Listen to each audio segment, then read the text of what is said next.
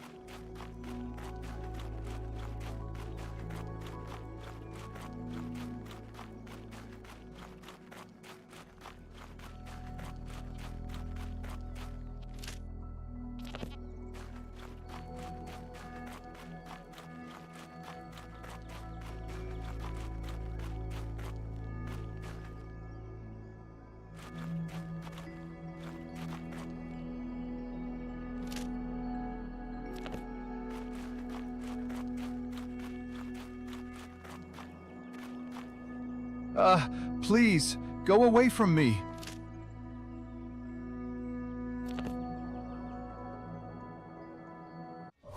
Remember, your obedience and faithfulness will bring salvation to many.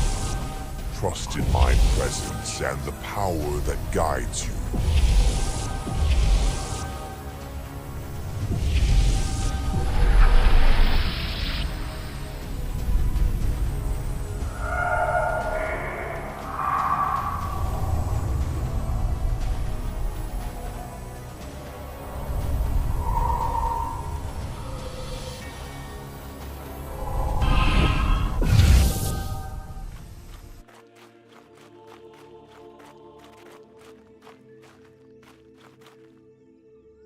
Thank you for saving me.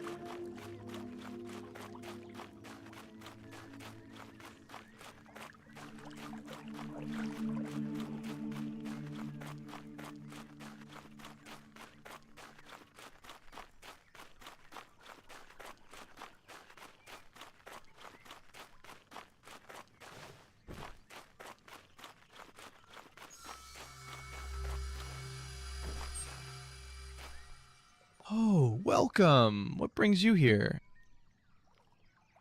How do you know my name? Rabbi, I remember, though during your extraordinary baptism we didn't have the chance to get acquainted. I've heard what you did in Cana, Lord. Word reached even John. He's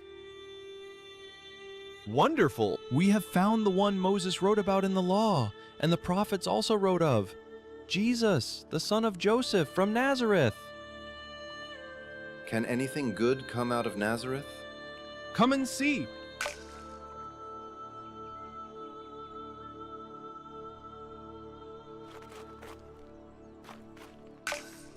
Shalom. How do you know me? What have you been telling him?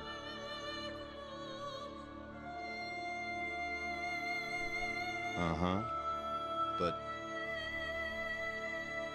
Teacher, you truly are the Son of God, the King of Israel.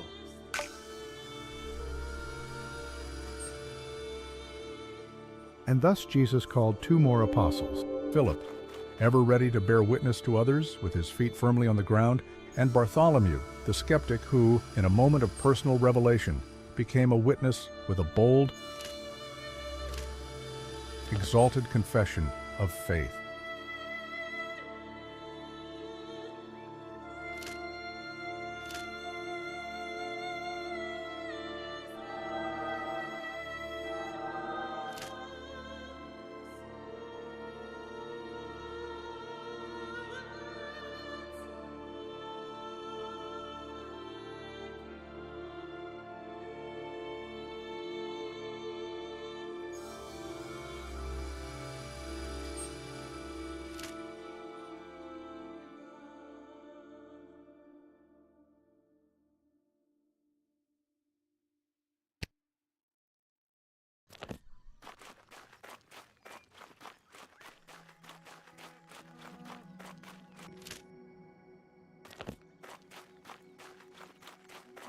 The weather is perfect for a walk today.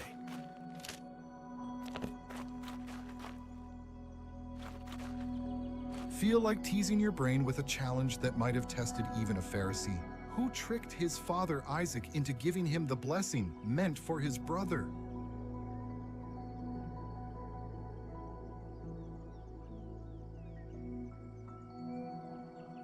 Not the right... Who tricked... Absolutely. Fancy trying to crack a...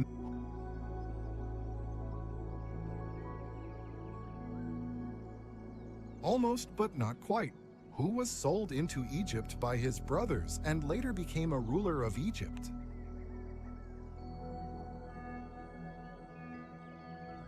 Incorrect. Who was... Would you like to solve an intriguing mental puzzle? Which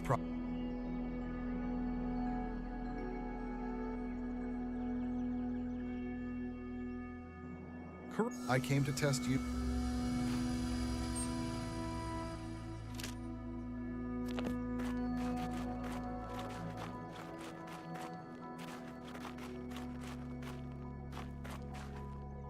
The people grew quiet as he came forward. Some came to listen, some came to judge.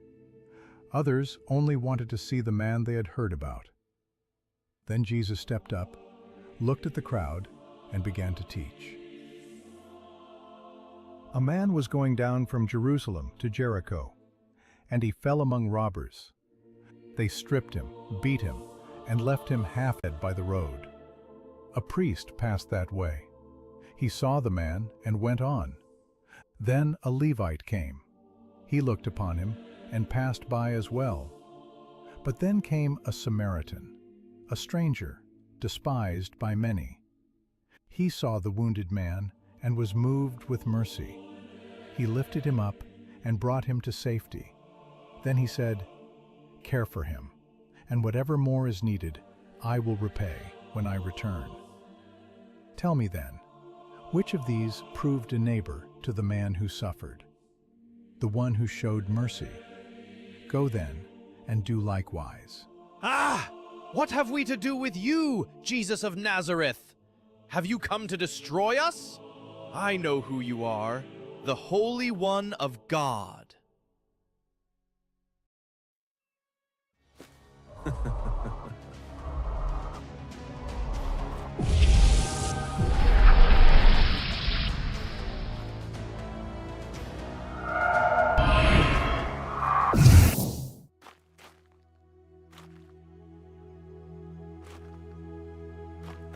We should repair the fence before the animals stray too far from the village.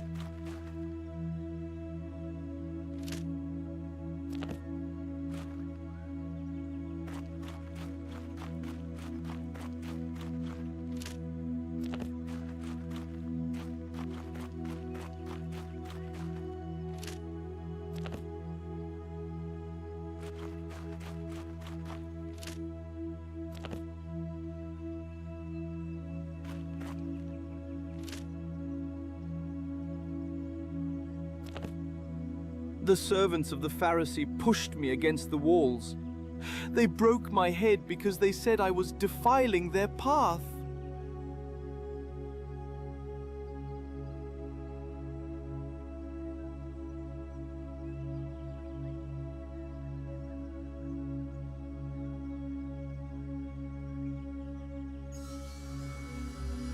The pain has passed. Blessed are you. And let the Pharisees see that you have healed the man they despised.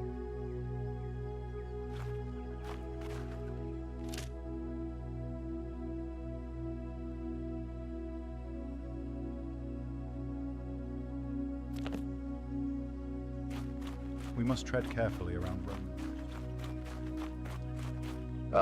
Please, go away from me.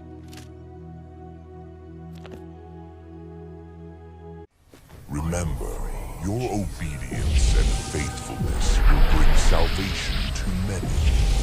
Trust in my presence and the power that guides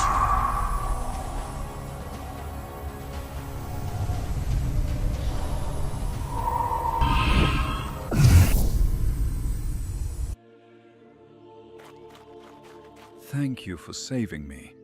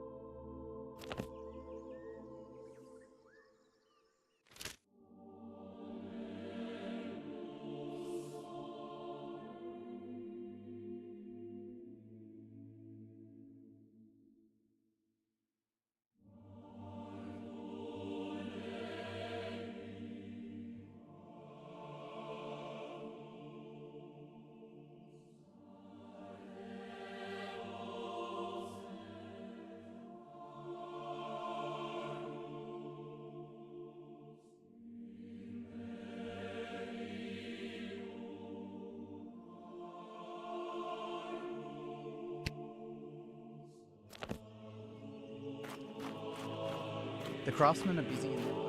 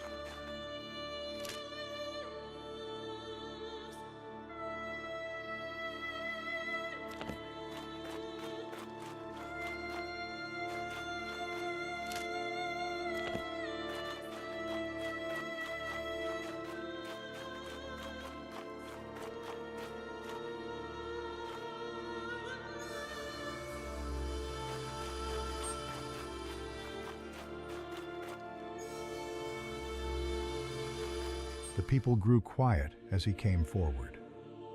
Some came to listen, some came to judge. Others only wanted to see the man they had heard about. Then Jesus stepped up, looked at the crowd, and began to teach. A sower went out to sow.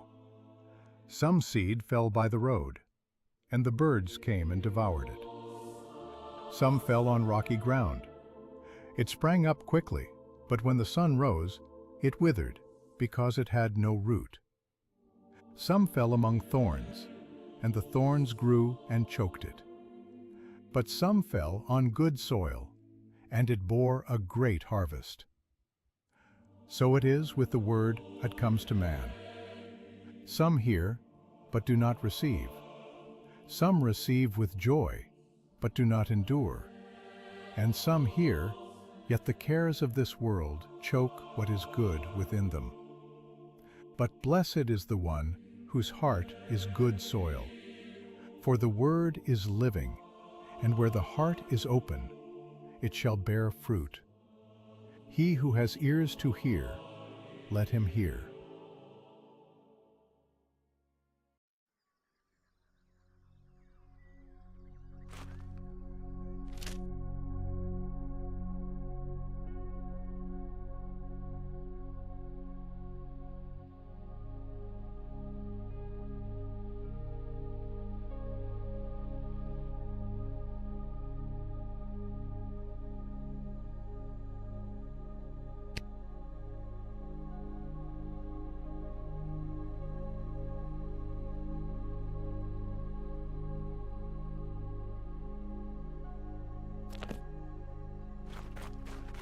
He speaks with such authority.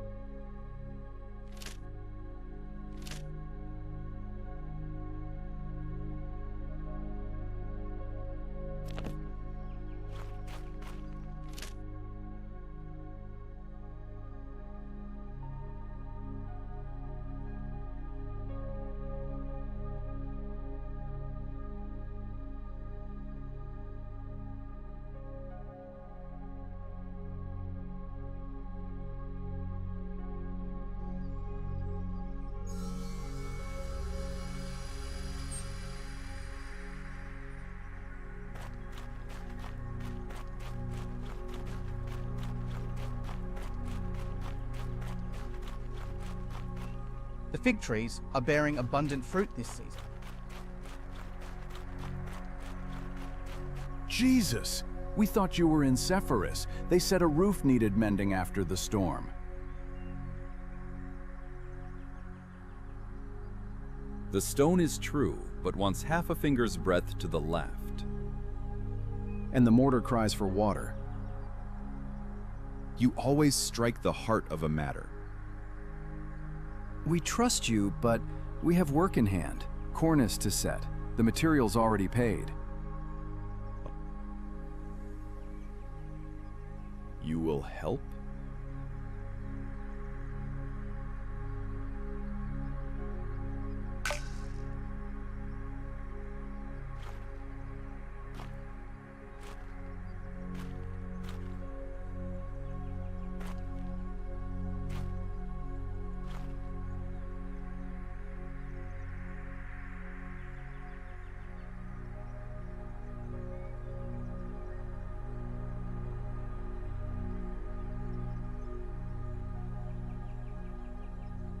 In every house, a stone is needed that ties two walls and bears their weight.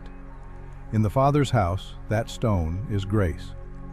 And he who accepts ascending does not flee the burden, he bears it with joy, knowing the walls shall not fall.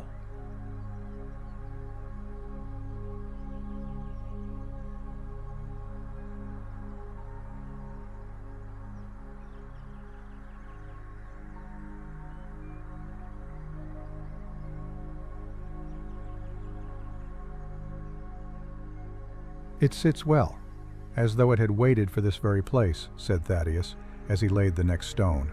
Jesus answered him, "Where trust is cracked, be as the mortar. Where the line runs crooked, be as the plumb line. Where there is a shard, find for it the fitting gap." "And if our strength fails?" asked James. "Call upon me," he replied. "Those who build with me do not build alone."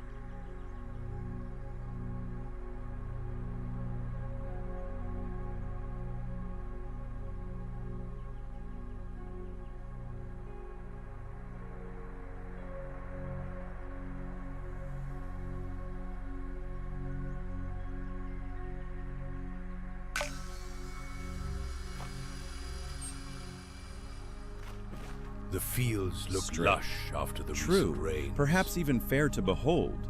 We will finish the cornice and make the place clean. Then we will meet you. I'll take my trowel. It may serve with living stones.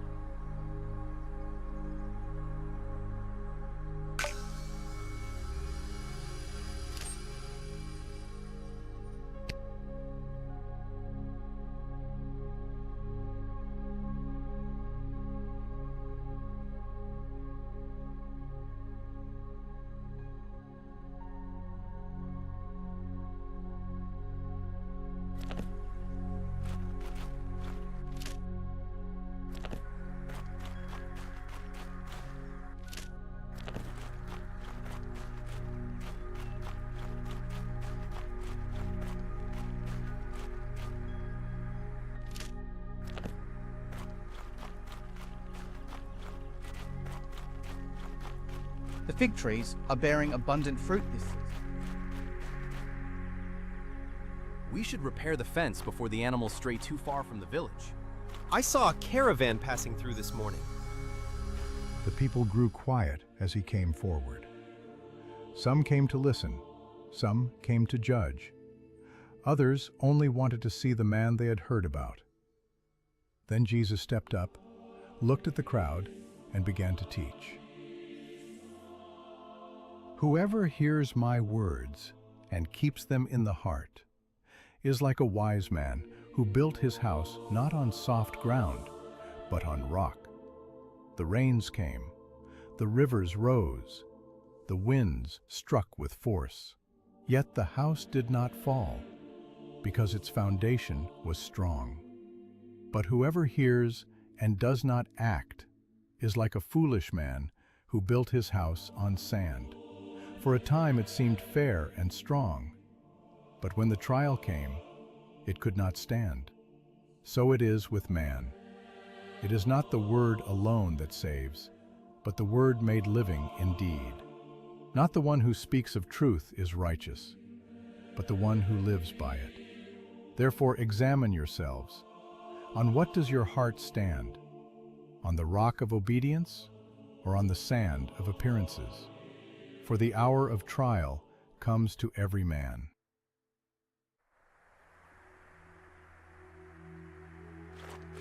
His mercy reaches farther than any road we know.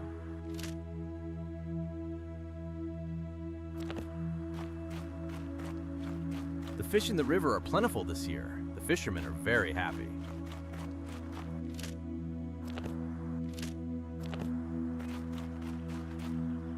The prophet spoke of days.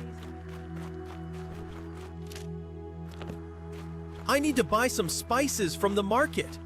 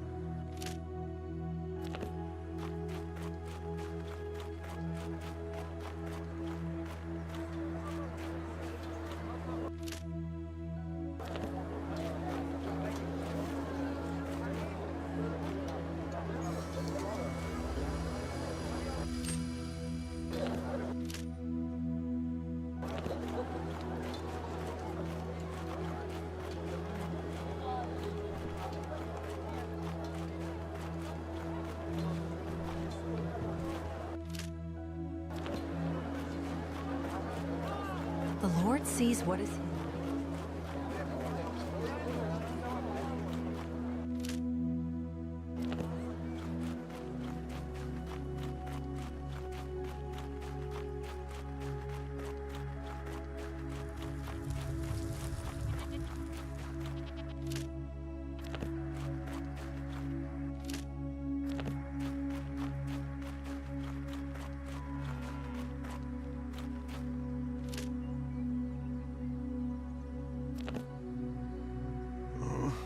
Lord, I am rotting while still alive.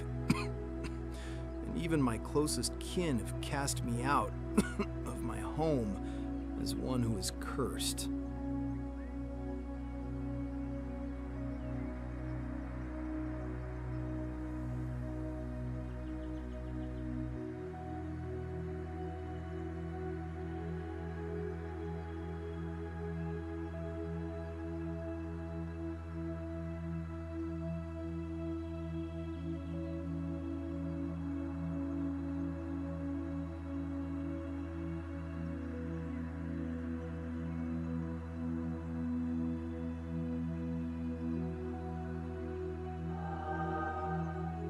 My skin is healthy.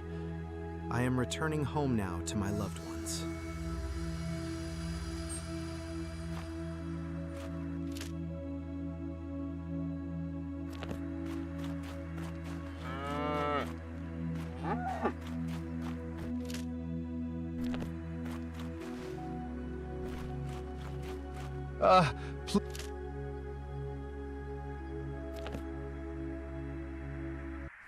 Remember, your obedience and faithfulness will bring salvation to many. Trust in my presence and the power that guides you.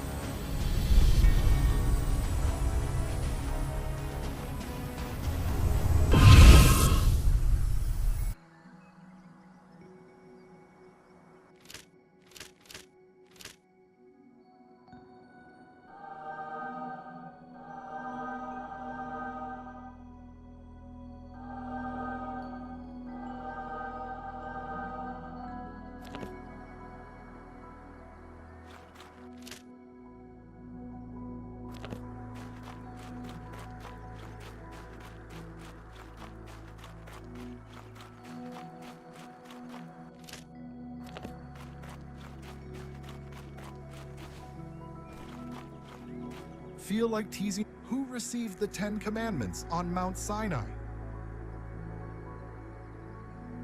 Incorrect. Who received? Almost, but not quite. Who received? That's right! Ready for a bit of puzzling as if you were tested by a Pharisee? How?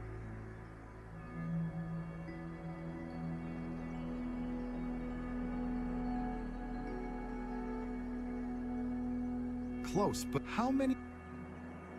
Exactly. Fancy. Who built the first temple in Jerusalem?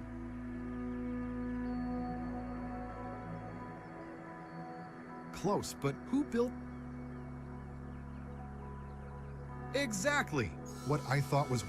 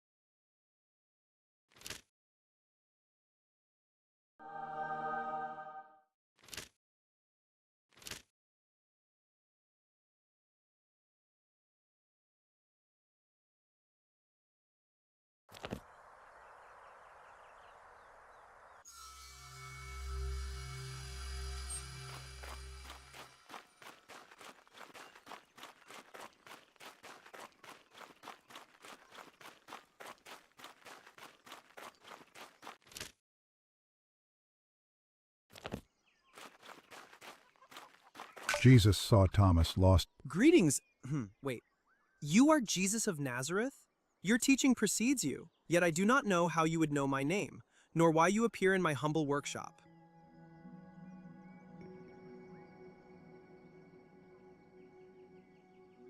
As I said, word of your wonders and sayings reaches me, but my mind needs more than tales. Many questions trouble me, and in the synagogues I do not find their answers. If your soil is truly so rich, sow for me a seed and let faith sprout. Master, do you hear that? Something's happening outside. It doesn't sound like the usual city noise. It's almost as if someone is crying. I hear many people too. In 9, crowds rarely gather without reason, and such...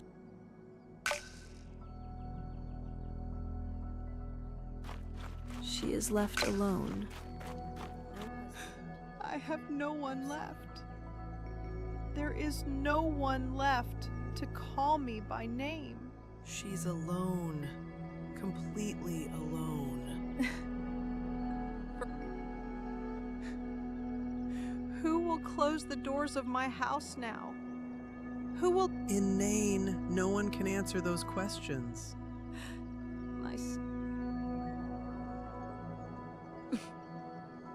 Why should I even return home now? To call someone who will not answer.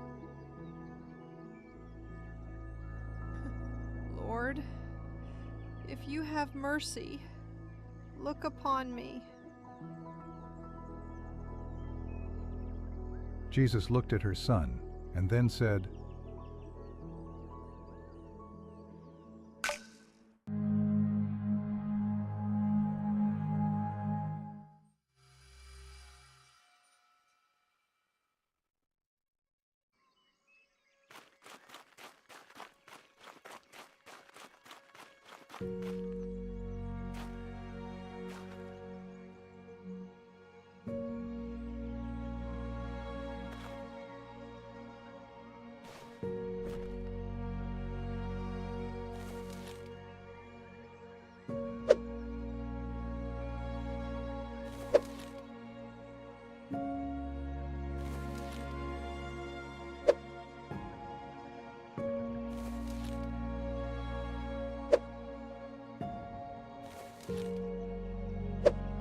Kindness is refusing to mirror the malice of others.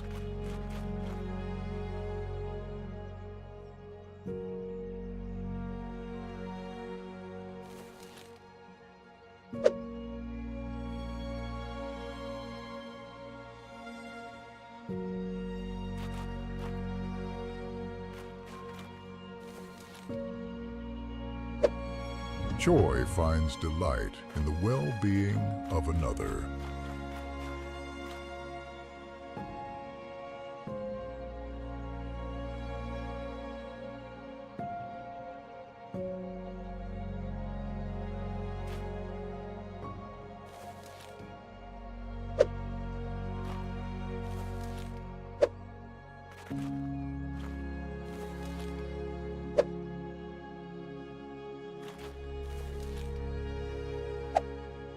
Peace does not flee from conflict. It brings reconciliation.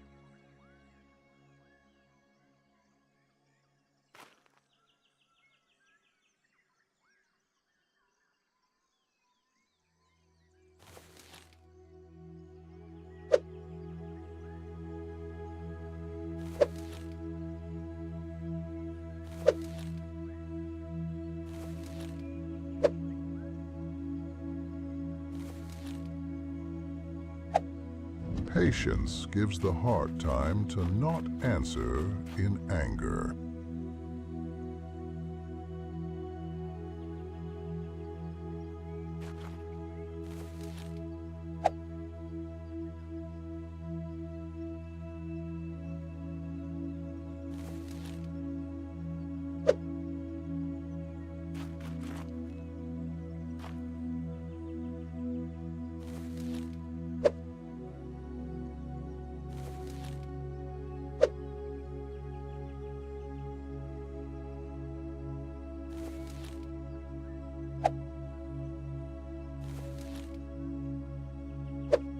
Gentleness extinguishes the fire of wrath without losing its strength.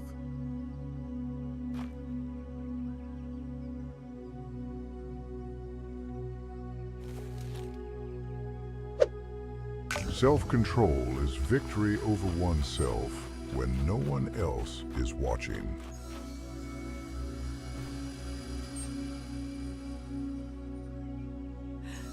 My son. You always...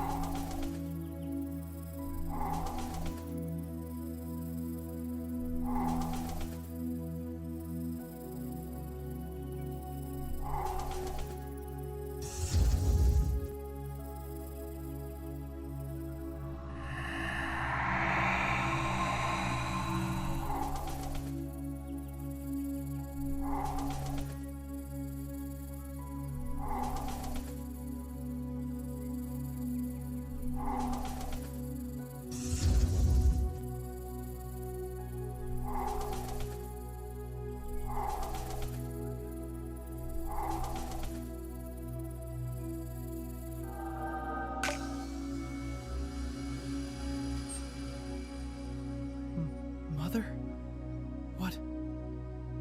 What happened? My son. My son. Do you hear me? Do you hear? I saw a shadow, and now I feel the warmth of your hand. Two processions met at the gate, one of life, one of death. A single tear of a mother halted the march. One word from the Lord turned its course. Compassion sees first, before anyone even asks.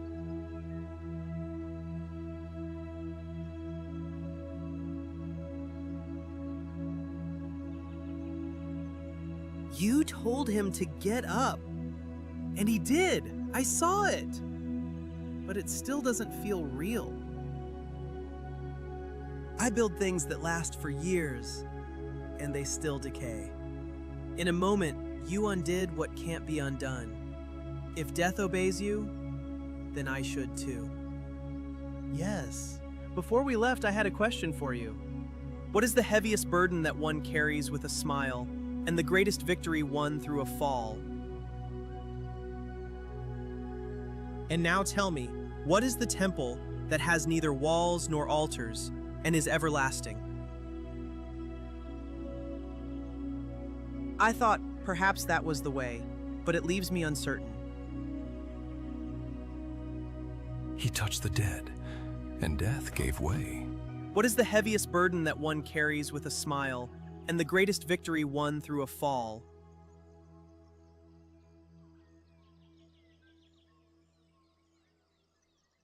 That does not seem right. I am as... What is the heaviest burden that one...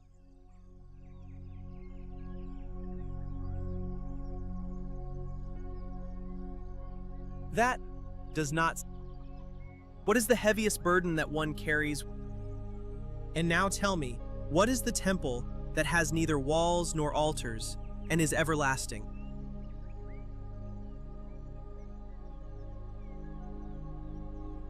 Last question. What makes a person see what is not before his eyes, and understand what he does not hear with his ears?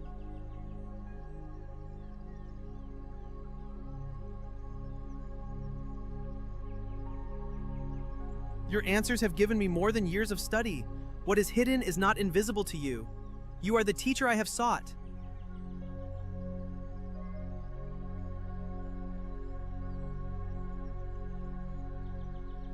Lead me. Thomas's mind, until then full of questions, found its first answers, and his heart, its teacher. Then he followed him to seek truth on the road. The people grew quiet as he came forward. Some came to listen, some came to judge. Others only wanted to see the man they had heard about. Then Jesus stepped up, looked at the crowd, and began to teach. Keep yourselves ready, and keep your lamps burning. Be like servants waiting for their master to return, so that when he comes and knocks, they are ready to open the door at once. Blessed are those servants whom the master finds awake and faithful. Many people live as if there will always be more time. They delay what is good. They delay truth. They delay peace with one another. But you do not know when the hour will come. So be watchful, be ready in heart, be ready to forgive, be ready to do what is right. Blessed is the man who is found faithful when his Lord comes. For the one who walks in truth does not fear that day.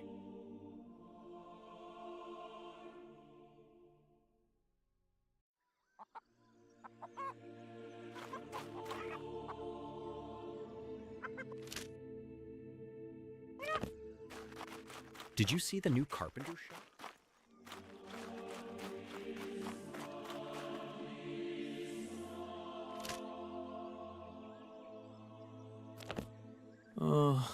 I was running from a Roman patrol, but I stumbled so unluckily, and in the end, they caught me. I was running from a Roman patrol, but I stumbled so unluckily, and in the end, they caught me.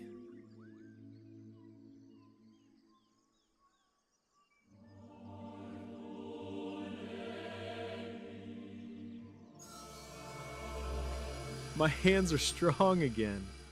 I can finally return to work.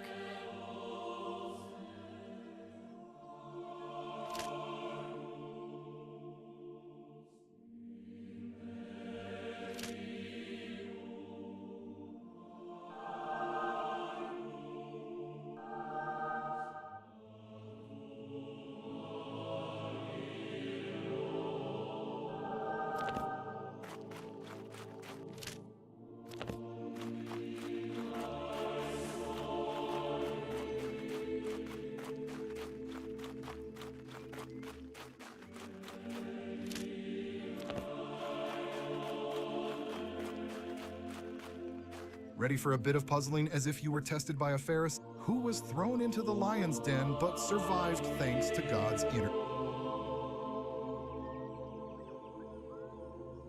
Try it. Who was... Right answer. Ready for a bit of puzzling as if... Which city was destroyed by fire and brimstone for its wickedness? Close, but which city? That's right! Would you like to solve... Who killed Goliath, the Philistine giant, with a stone from a sling?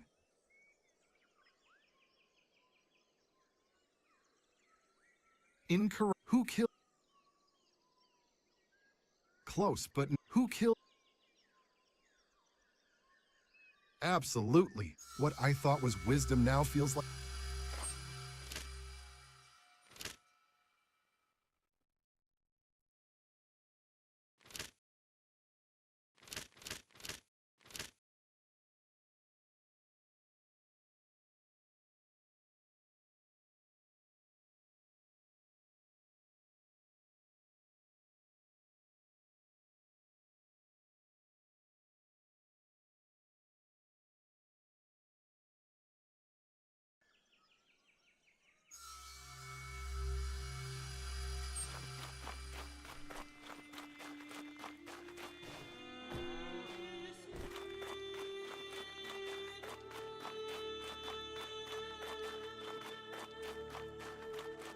I saw a group of travelers passing through.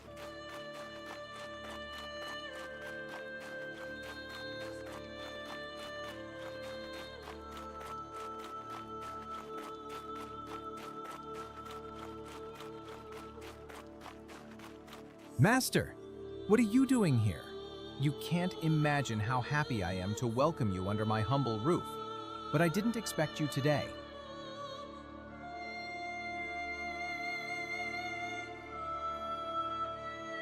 True.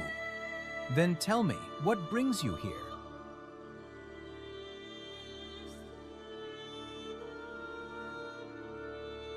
All right, I'll tell Andrew to help me prepare this gathering. Will Matthew come too? Fine, but James and John may grumble about Matthew's presence, and Simon the Zealot looks at him as if he could pierce him with his eyes.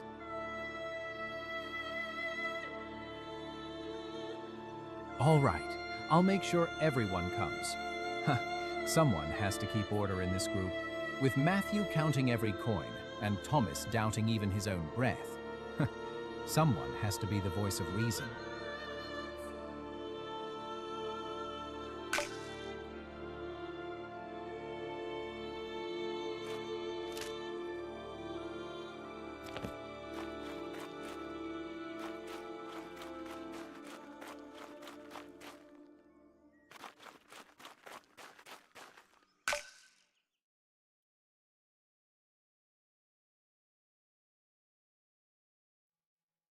Jesus knelt in silence, praying words known only to him and the Father. He asked that his followers love and be one, as he and the Father are one. Then he looked up at the sky and whispered, "Thy will be done."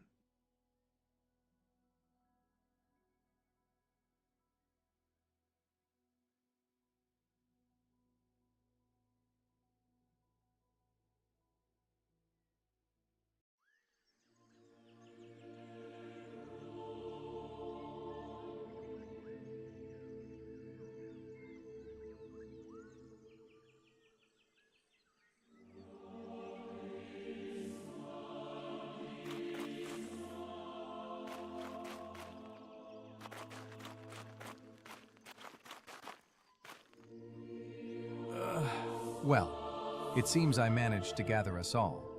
We sit, we eat, but still don't know what this meeting is about. Usually when Jesus invites us somewhere like this, it means something is about to happen. Or that one of us is about to receive another lesson in humility. This time it's not me, at least not that I know of. It's probably about money. A meeting organized in such a hurry always ends up being about money. Who knows? You might be right, my friend. But just as well, it could be about miracles. Well, it wasn't easy, but we're here. I just hope the news you have for us is worth coming at dawn.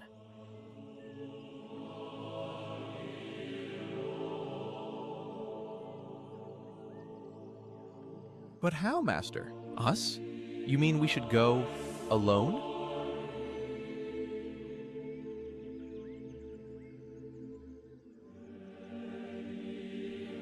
But how are we supposed to do this? We're not like you. We can't heal. We can't even speak well to crowds. Some of us even barely tolerate company.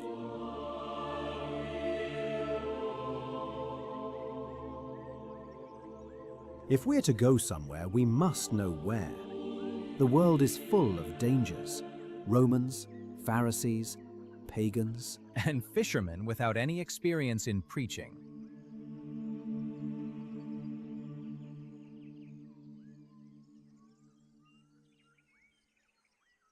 Us?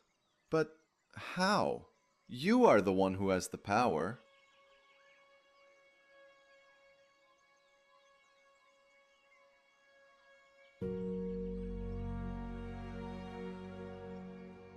So, we are to be your disciples.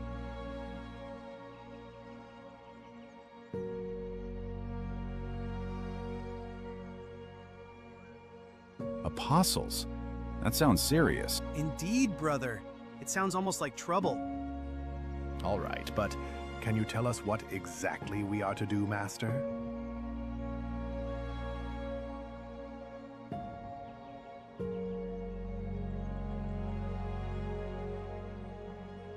And if someone refuses to receive us?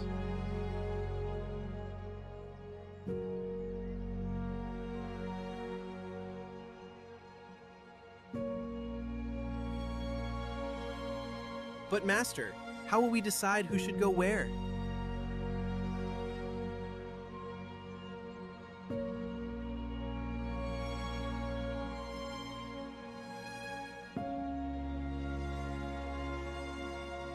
Yes, Master. Together we are stronger. Right, brother? Right. My brother and I will do everything we can to fulfill your task.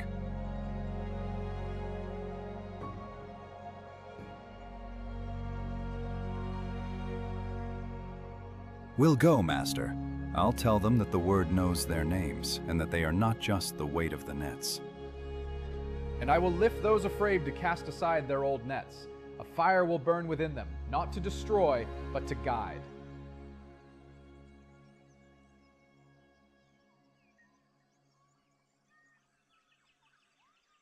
We'll go. I'll take their questions, and you, brother, will take their hearts. I'll return to my own and tell them that the one who knows hidden thoughts turns the water of daily life into the wine of hope.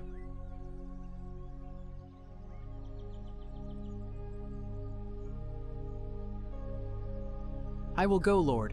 I'll start with my own house, invite tax collectors and those others avoid. I want mercy to be the first sign they see. I'll gather the testimonies of the healed and answer questions clearly and simply. If we're... We'll go, Master. I'll set days for prayer and teaching, and keep records of alms so that no one is forgotten. I'll listen long and speak briefly. I'll speak with those who live in fear of people's opinions. If a conflict arises, I'll sit with both sides until we find the path to peace.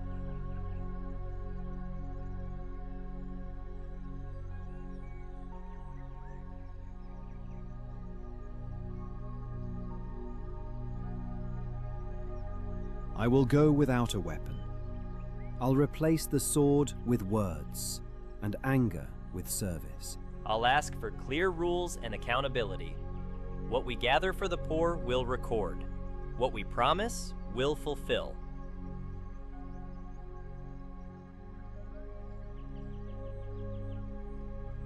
Lord, before we leave, I just want to be sure. Why did you choose us?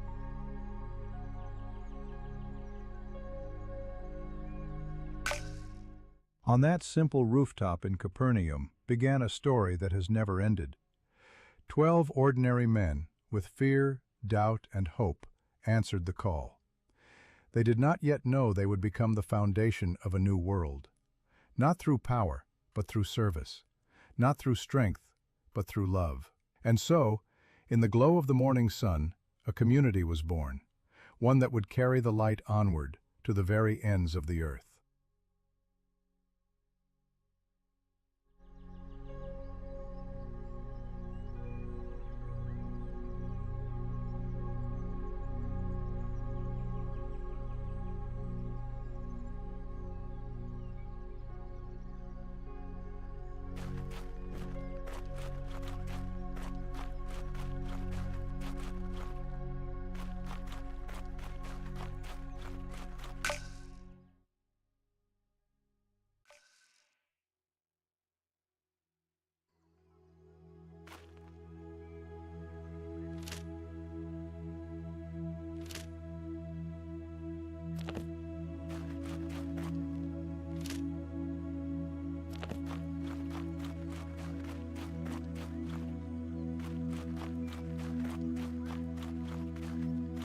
Jesus, I was just about to send someone to find you.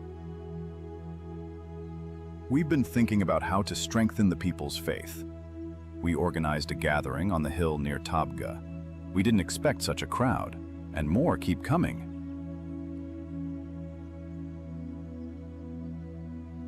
Matthew and Andrew are already there.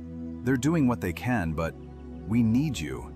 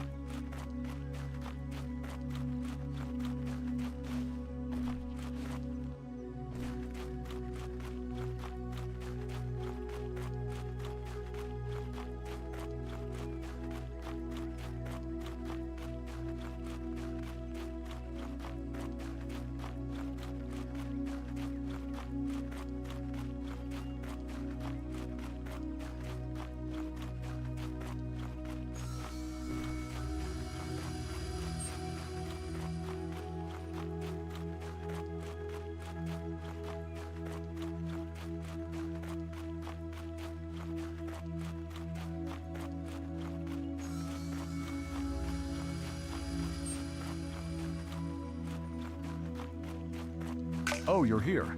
People are gathering on that hill. It's not far now. Yes, Rabbi?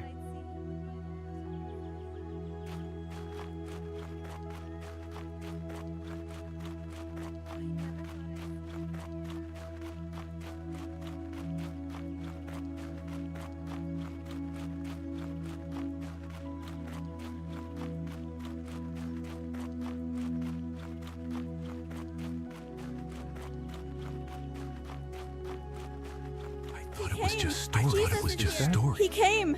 Jesus is here! He came! It's him. He came! Jesus! As Jesus arrived, he saw a great crowd and had compassion on them, for they were like sheep without a shepherd. He healed those who were in need, and then he taught the gathered people about the kingdom of God. I saw him once from far away, but now...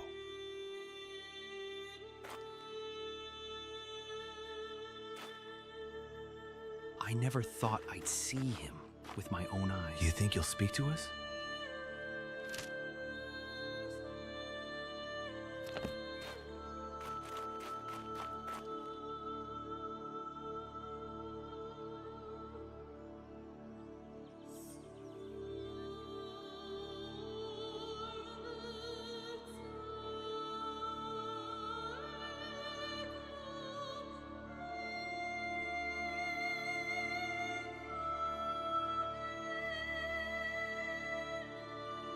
And the crowd listened as Jesus taught, "The kingdom of my Father is like a single loaf of bread a mother places on the table. When the family gathers, each one breaks off a piece. The bread grows smaller, yet no one leaves hungry, for the love between them fills more than flour and water ever could. In the same way, do not be afraid to share what you have, even if it seems no more than a crumb.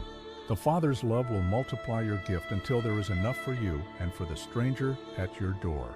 Whoever gives with trust will never go without, for generosity opens the gates of heaven, and heaven has no end.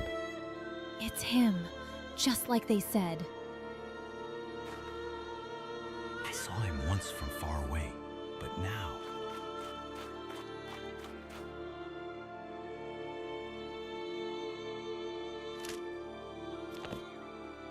Is it really you?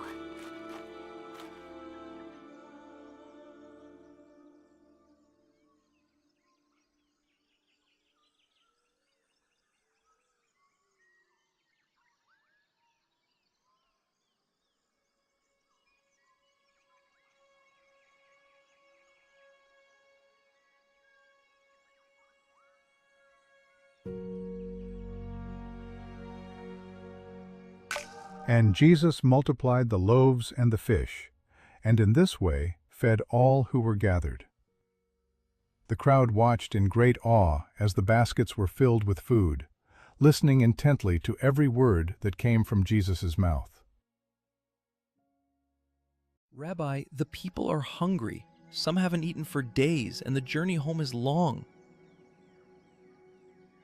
Lord, even 200 denarii wouldn't buy enough bread for everyone to have even a bite.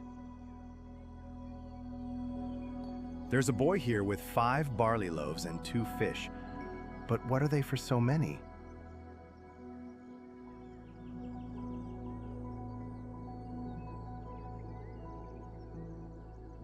But that's so little.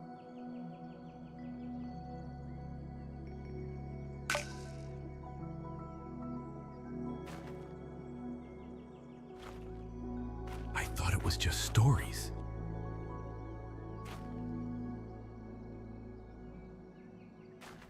Yes, Lord? Shalom.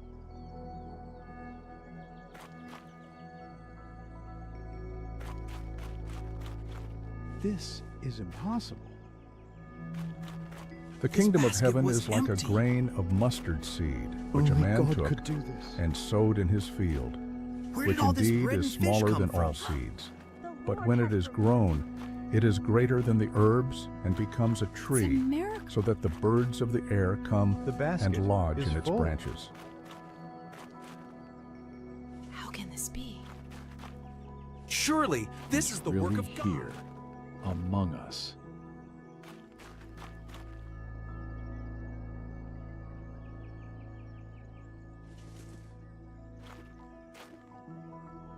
Is that really Jesus? I saw it. There was nothing in there before. Is it really you?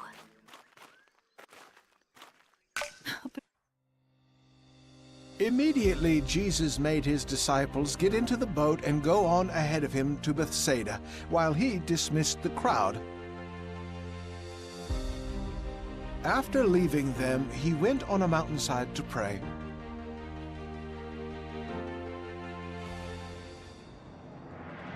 Later that night, the boat was in the middle of the lake, and he was alone on land. He saw the disciples straining at the oars because the wind was against them. Shortly before dawn, he went out to them, walking on the lake.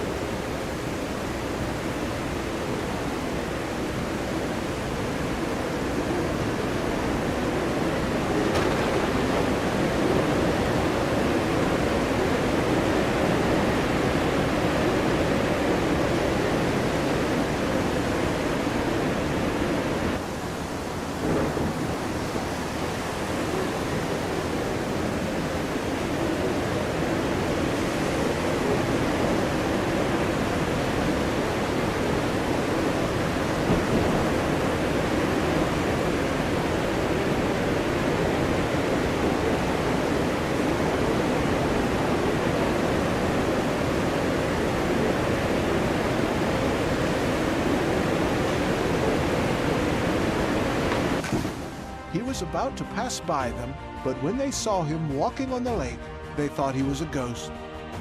They cried out because they all saw him and were terrified. Immediately he spoke to them and said, "Take courage, it is I. Don't be afraid."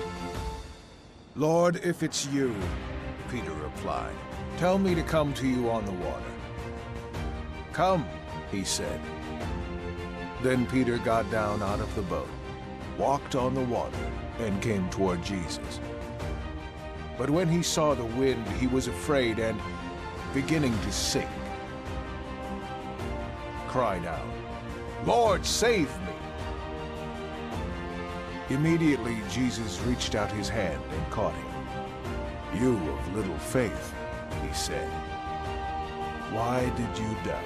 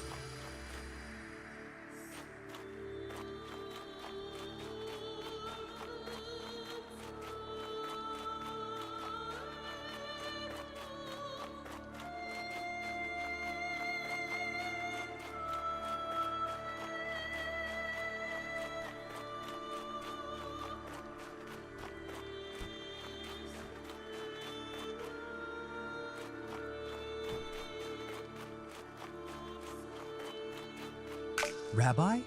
You here? We weren't expecting you today. We came from Nain for prayer. Come, sit with us. We've got a place up front. People will be surprised to see you. Welcome, Master. Yes, Peter's right. After all, this is your hometown. Everyone here knows you. Is that really him? Joseph's boy?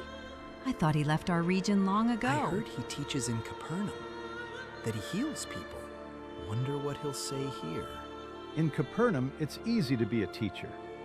Here we knew him as a child.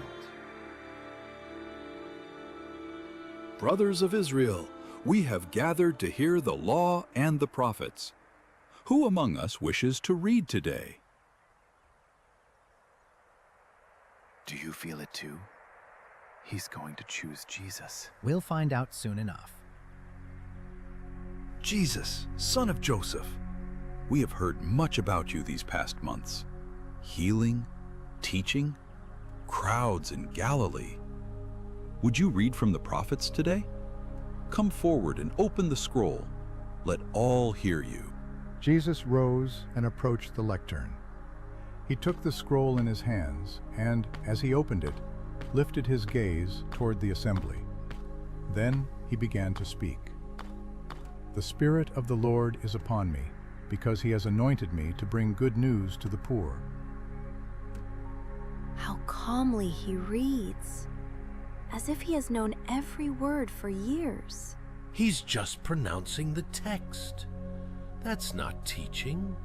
Jesus continued with the words, "He has sent me to proclaim liberty to the captives and recovery of sight to the blind, to set the oppressed free, to proclaim the year of the Lord's favor." Beautiful reading, like Joseph, only better.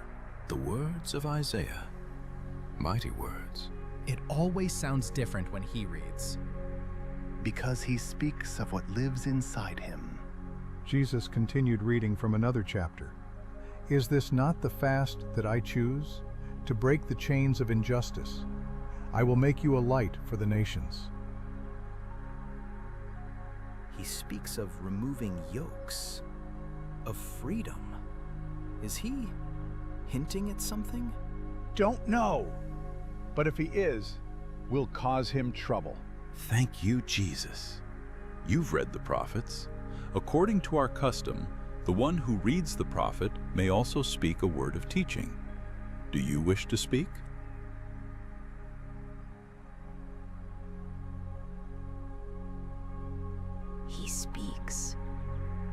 one sent by God.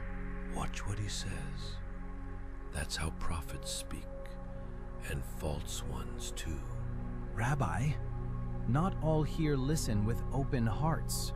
We saw the results of your work, Master, but they didn't have the opportunity to. We've heard a lot. In Capernaum, they claim you heal. Perhaps you'd show something here in your hometown. See how he exalts himself? If he has power, why not show you? Are you less worthy than the people of Capernaum?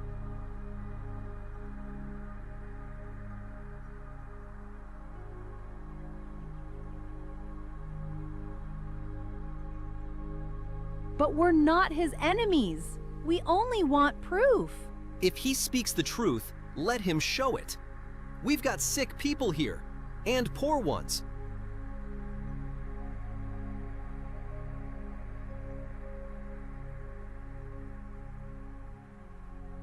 I can't listen to this. He must be silenced.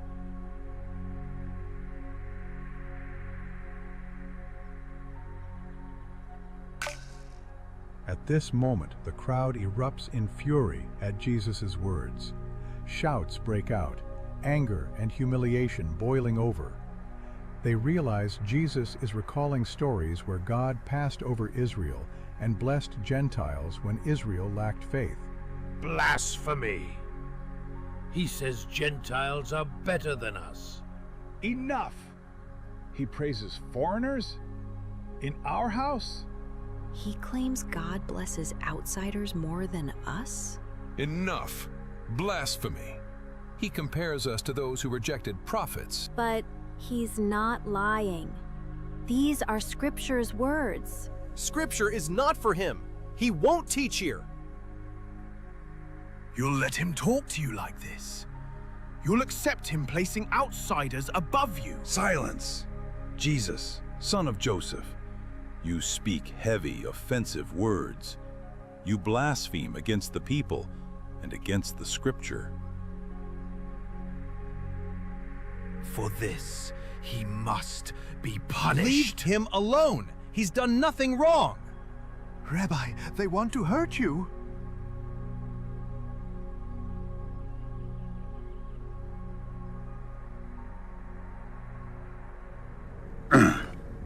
He's a liar, not a prophet. We don't want you here.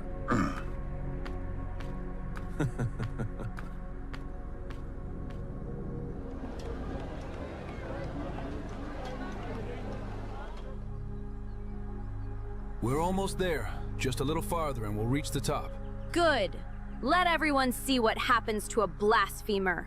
After everything he said in the synagogue, he deserved this. Of course he did. He spoke as if we were nothing. I listened to him, and I felt my blood boil. He's become someone we don't want here. Because he is a blasphemer.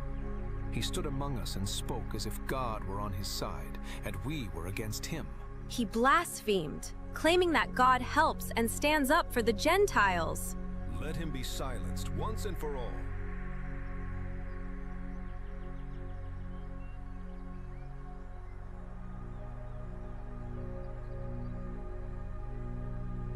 See how quickly they reject your grace, how easily they can be moved.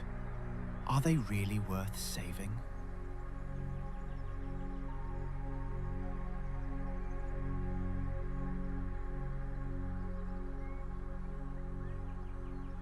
Throw him down!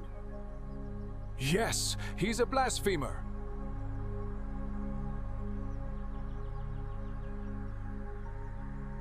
If you're who you claim, save yourself. Rabbi! Jesus, we're here. Jesus, no! You can't! There are too many of them!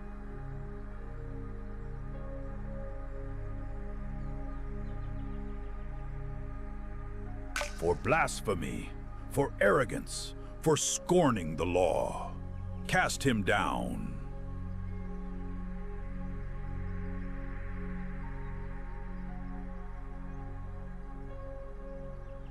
But that's blasphemy!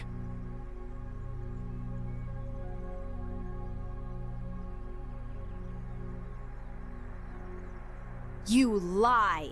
God is with Israel, not with foreigners.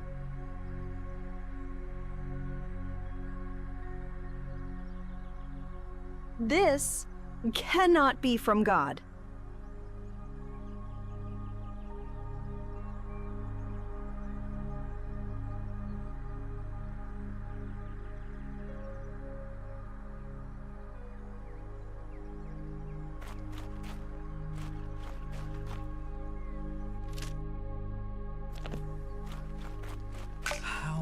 How is he doing this?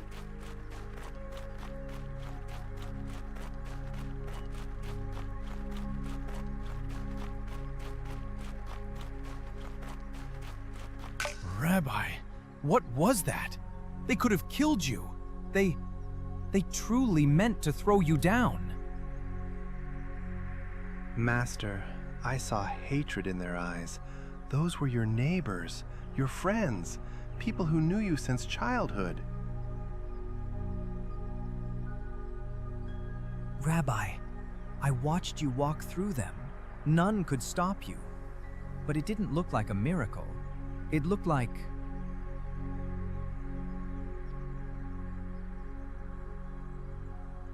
But why did you tell them those things?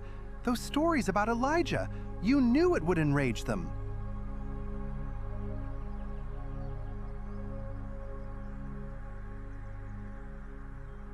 For us.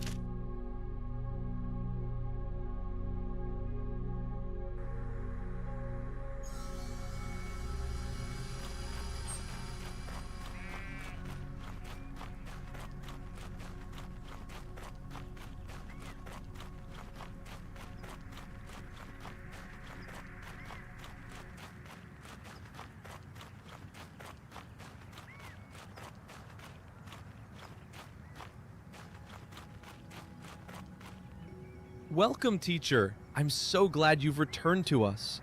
News about you has spread throughout all Galilee. Even in Capernaum, they say you heal with just a word. And here in And yet, signs make people's hearts open to faith.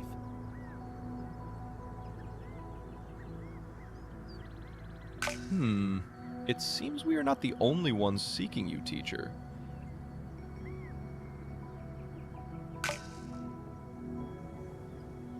Are you Jesus of Nazareth? The one they say heals the sick and drives out spirits?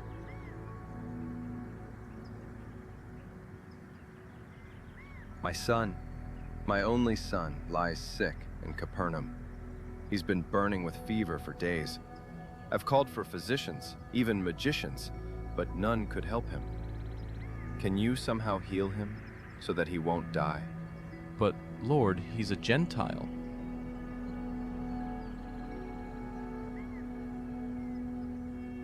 But what do you mean, Lord? I'm curious too, Master. Lord, I am not worthy for you to come under my roof, but only say the word, and my son will be healed. For I too am a man under authority, with soldiers under me. I say to one, go, and he goes. To another, come, and he comes. So I know that if you command the illness to leave, it will obey you.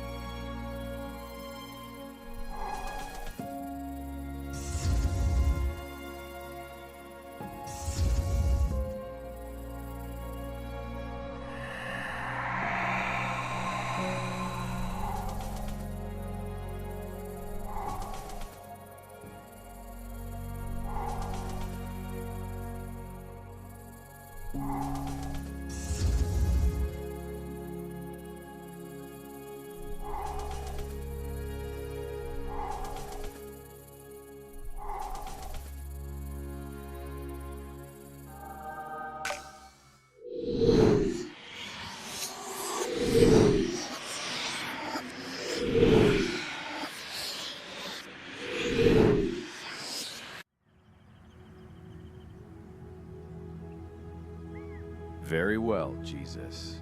I will do as you said. In full faith, I'll set out on my way back, to see my son as soon as possible.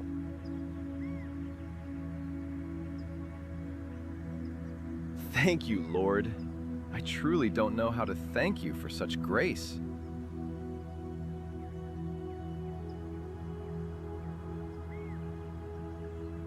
It's hard to believe that such a great miracle, the healing of that boy, could happen across such a distance.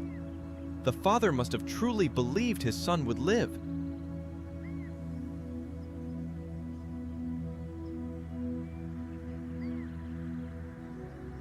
Yes, Master, now I see. And from this moment, I believe it with all my heart. Oh yes, Lord. Now no one should ever doubt the grace of God. Once more he visited Cana in Galilee, where he had turned the water into wine. And there was a certain royal official whose son lay sick at Capernaum. When this man heard that Jesus had arrived in Galilee from Judea, he went to him and begged him to come and heal his son, who was close to death. "Unless you people see signs and wonders," Jesus told him, "you will never believe." The royal official said, "Sir, come down before my child dies." "Go," Jesus replied.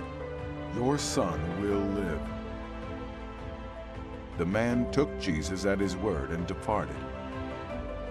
While he was still on the way, his servants met him with the news that his boy was living. When he inquired as to the time when his son got better, they said to him, "Yesterday, at 1 in the afternoon, the fever left him." Then the father realized that this was the exact time at which Jesus had said to him, "Your son will live." So he and his whole household believed. This was the second sign Jesus performed after coming from Judea to Galilee.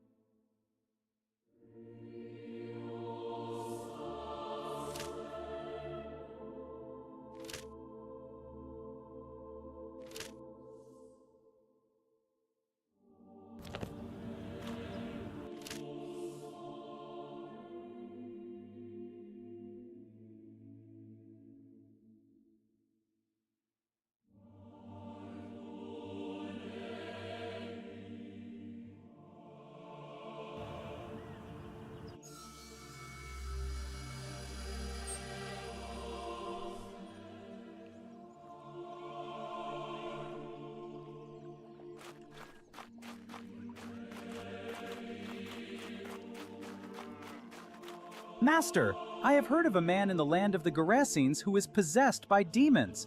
The people say he lives among the tombs, breaks his chains, and no one can subdue him. No, but many speak of him. They are afraid to pass by that place. They say he cries out day and night, and his strength is beyond human. Master. Then shall we go there, Lord?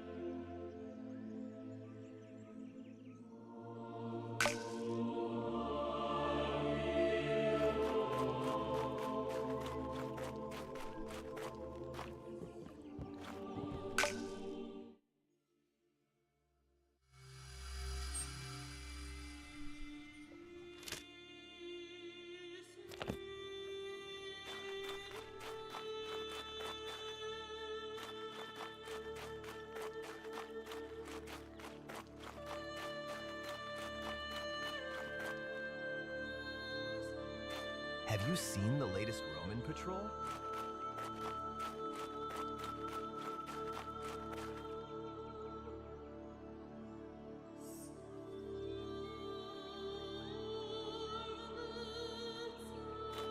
Jesus, let's find this man.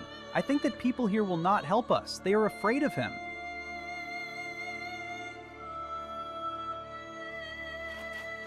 We often see Romans.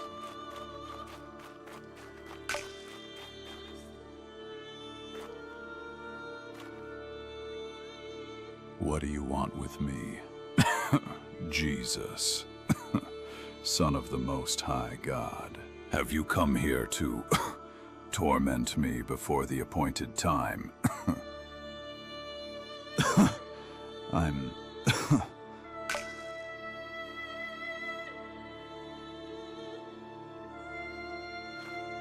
Jesus, he can't be far off now. Let's chase him down.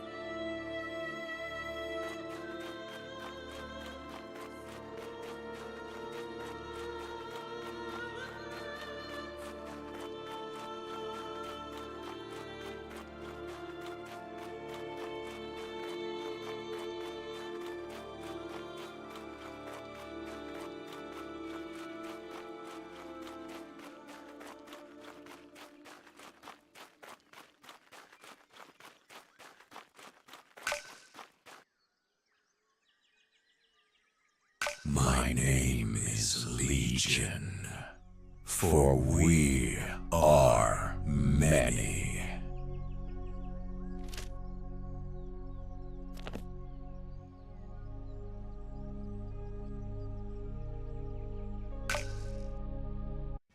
Remember, your obedience and faithfulness will bring salvation to many. Trust in my presence and the power that guides you.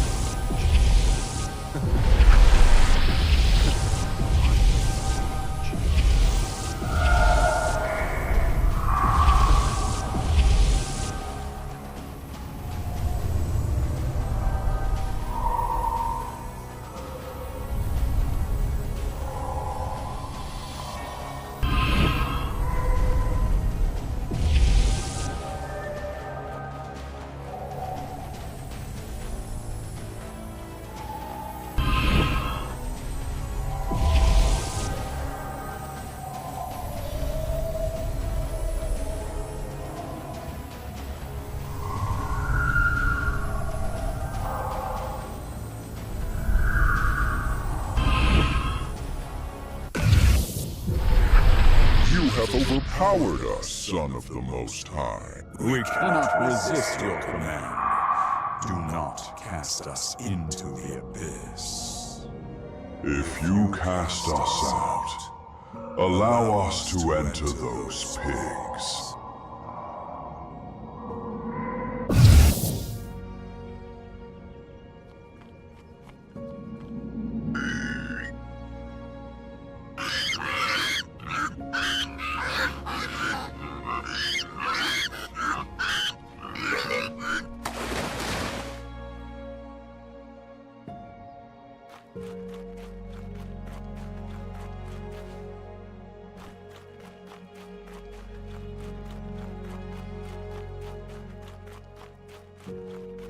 Lord, let me go with you. I want to follow you wherever you go.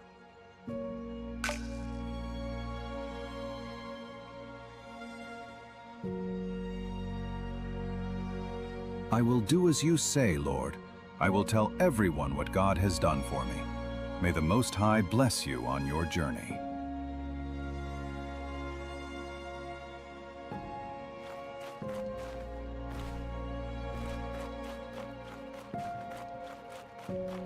Master, this man was lost, and now he is free.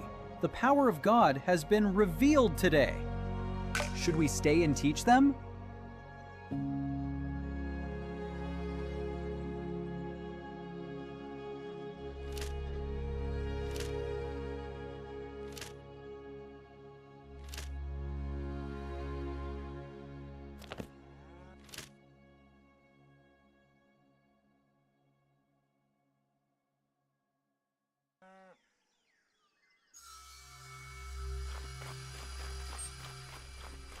I heard there's a new rabbi teaching.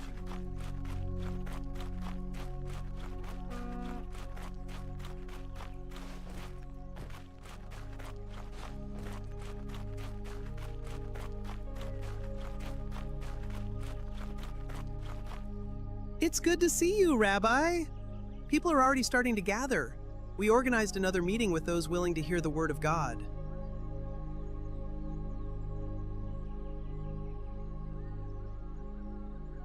At his house. He's preparing a place. But if you try to enter through the front door, you won't take more than a single step. There's already quite a crowd there.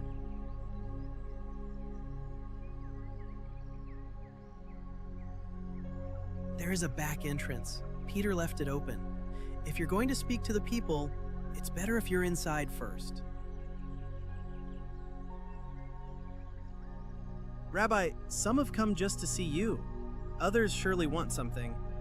I think today will be especially crowded.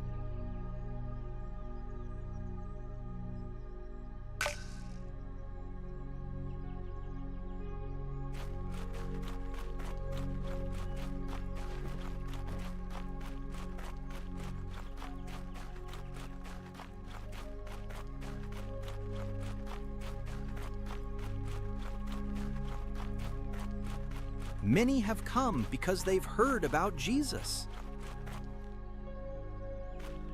Who exactly is the man everyone is coming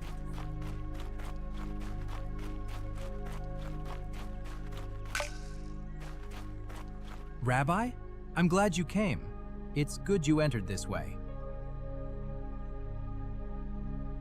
From what I can tell, too many. At this rate, they'll be climbing onto my roof. And they're still coming. You are right, Master. But it seems not everyone came to listen. I see a few scribes and Pharisees by the windows. Do you want me to send them away?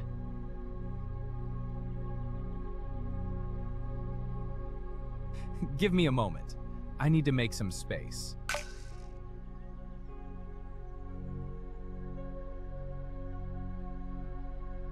Look at this. How many of them he's drawn here? They're following him as if they truly believe this man has some kind of authority from God. Authority? I don't think so. It's an emotion. The sick always cling to rumors, and he lets them believe that God works through him and outside the law. You are wrong. Jesus deceives no one. He teaches about God's love and truly heals the sick. Do you hear them? Just a few stories and they're already calling him God's messenger. This is how blasphemy is born, when signs are placed above the law. He speaks of God as if he knows his will better than the law of Moses. Who is he to draw a crowd and suggest that God works through him? What was that? Something's falling from above. That's dust. Oh no. No. Not my roof. Hello? Who's up there? A hole! They're making a hole in the roof. Hey, you up there! Get down here at once! Another moment and this will all come crashing down on our heads. Don't be angry, Peter. There was no other way to get him to you. Jesus, please! Look at him! Such a violation of order in the presence of a teacher? A scandal. This is desperation. I'm curious what their teacher will do now.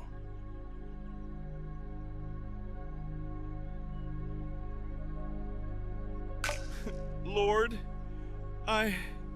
for a long time, I have not been able to move or walk. I am completely paralyzed.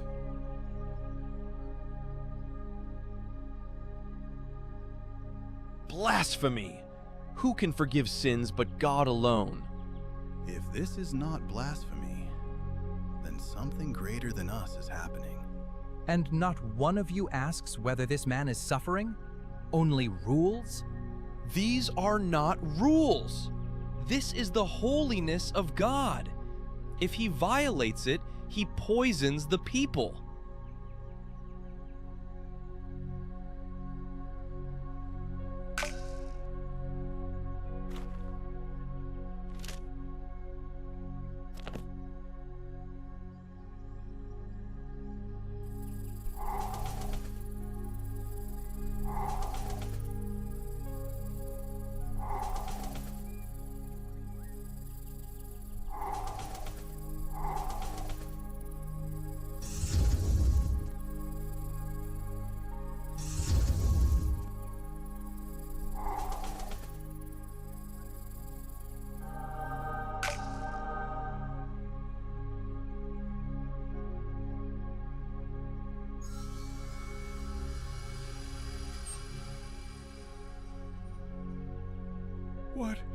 What is happening to me?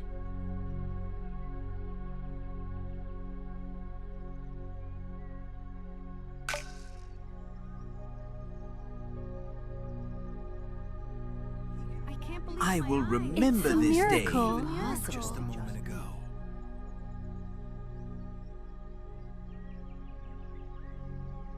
Look, he's standing.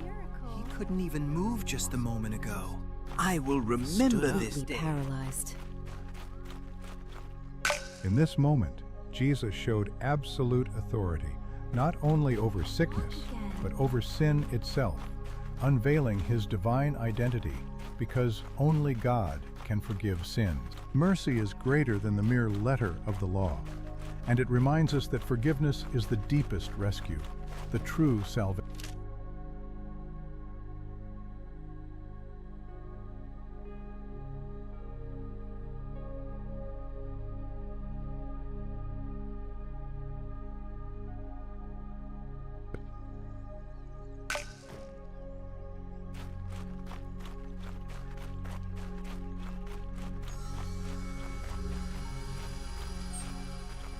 The market is especially...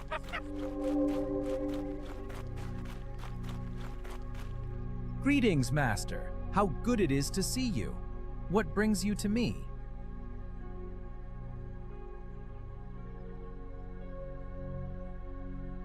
Master, I do not fully understand your meaning. Yet, since it is your will, I will gladly take part in this journey. I was about to meet James and John. Shall we tell them? Very well, Master. I understand. Shall we depart immediately?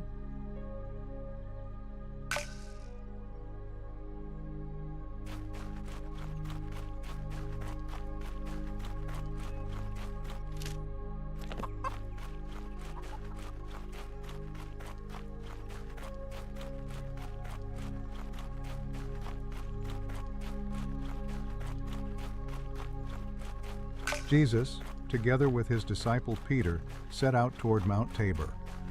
The journey was demanding. The path led through stony trails, sometimes shaded by trees, but more often in open sunlight.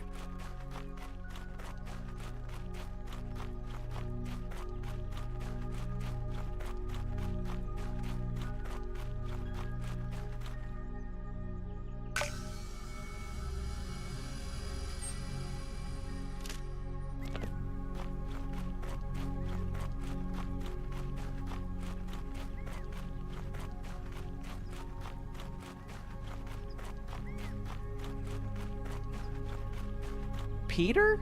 Jesus? What a surprise! We thought we were the ones coming to find you, and here you are coming to meet us. Haha, we didn't expect to meet you on this road. Has something changed? Master, we will follow you. James, John, let's leave the rest for later. The road...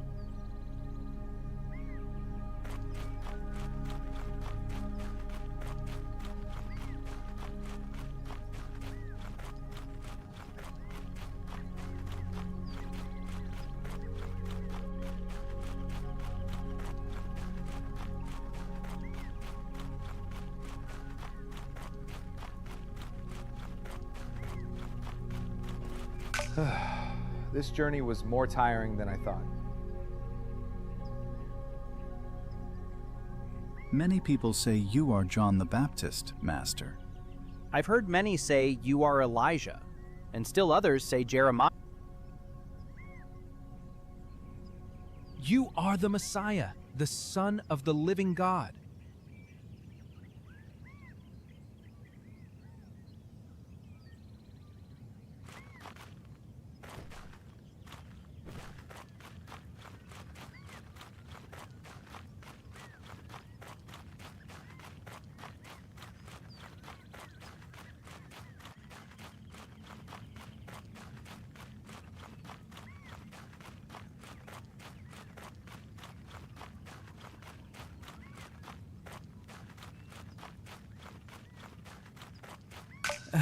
If only there was a well here.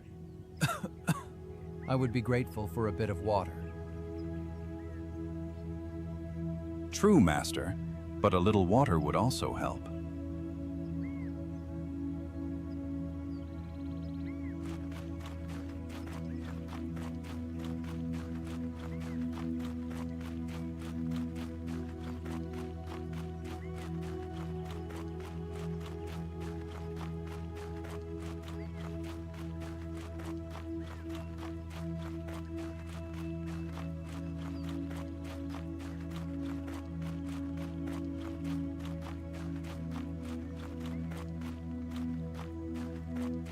Look at the plain! You can see valleys stretching as far as Samaria. This Teacher, but why are only we three going with you?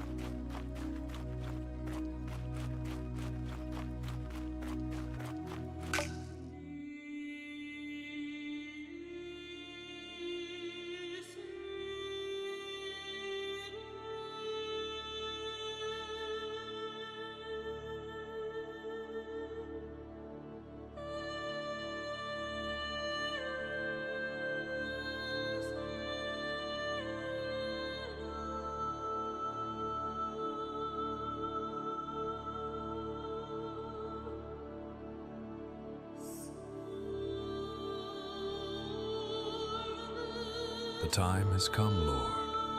The law I received from God finds its fulfillment in you. And the prophecies I proclaimed lead to your sacrifice. Your exodus in Jerusalem, passing through death, will be the way of salvation for many. Am I still dreaming? Lord, it is good for us to be here. If you wish, I will build 3 shelters, one for you, one for Moses, and one for Elijah. This is my beloved son, with whom I am well pleased. Listen to him.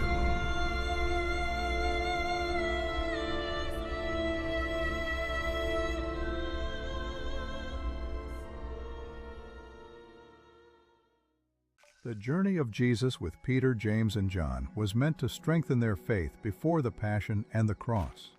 Let's continue our journey, my...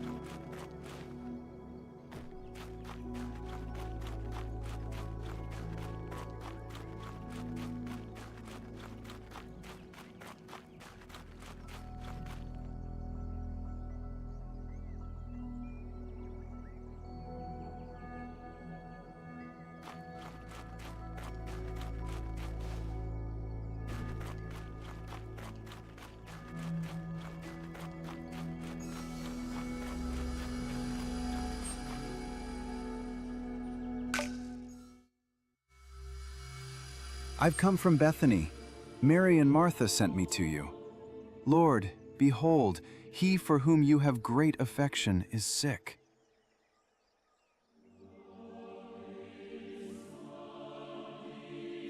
Rabbi, they've sent for help. We must go. They are counting on you. The news was urgent. Yet Jesus remained in name, as if time had lost all meaning. The first day passed, then the next. Anxiety grew among the disciples. They did not understand this delay. Then Jesus said to them, "Lazarus is dead, and for your sake I am glad I was not there, so that you may believe."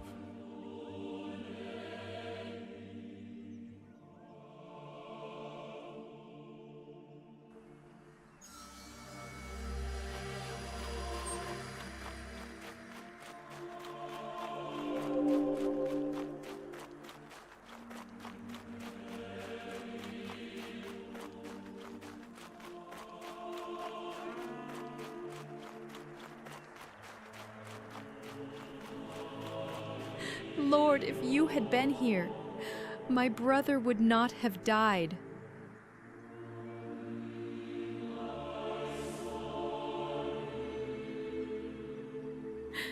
I know he will rise in the resurrection at the last day.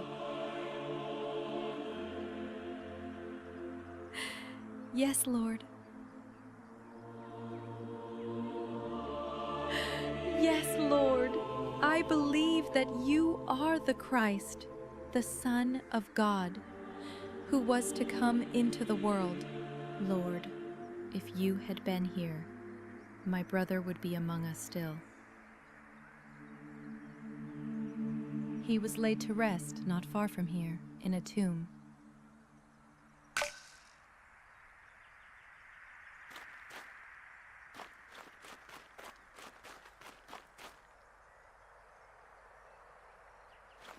Lord, how good it is to have you with us now.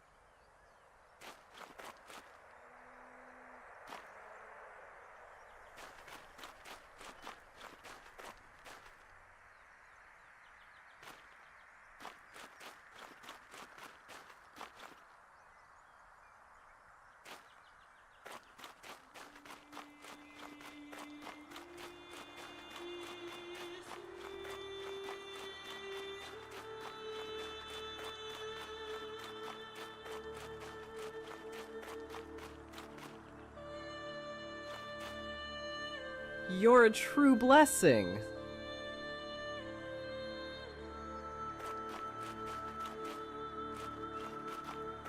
Mary said Jesus. Lord. No one among us has any doubt.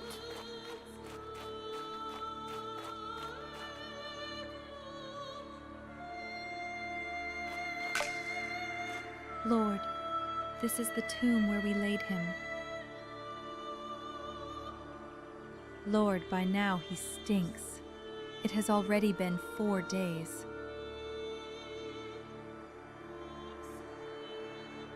This is a moment we will never forget. He reveals the glory of the Father. If he says to roll the stone away, we must trust him. I was unclean, and he cleansed me. Can he not also raise Lazarus?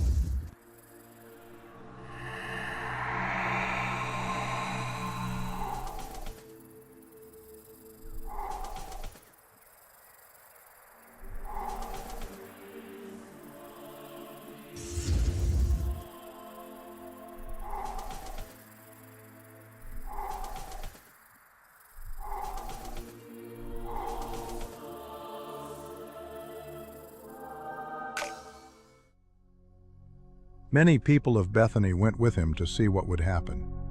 Then Jesus started prayer. Father, I thank you that you have heard me.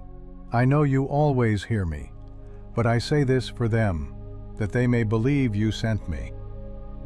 And Lazarus came out, wrapped in grave clothes, his hands and feet bound, his face covered with a cloth. Jesus said, "Unwrap him and let him go." Lord, thank you for the life of my brother. My Lord, you are the glory of Israel. The one we love has revealed the power of God. I saw death, and now I see life. Lord, I believe. As you healed me, so you have called him back to life. Glory to you, Lord. Did you see that? Lazarus, alive. And everyone saw it. By sundown, the whole region will be talking. If this spreads, they'll all follow him. And then the Romans will hear. They'll come down on us, take our place, our temple, and our nation. He's done enough already. This sign will turn the city upside down. Then we do what must be done. We go to the temple and tell the chief priests. They'll call the council. And Caiaphas? Caiaphas will say what he always says, "Better one man die than the whole people be ruined." And the one he raised? As long as Lazarus walks, the proof walks with him. Come before this crowd carries the story to Jerusalem.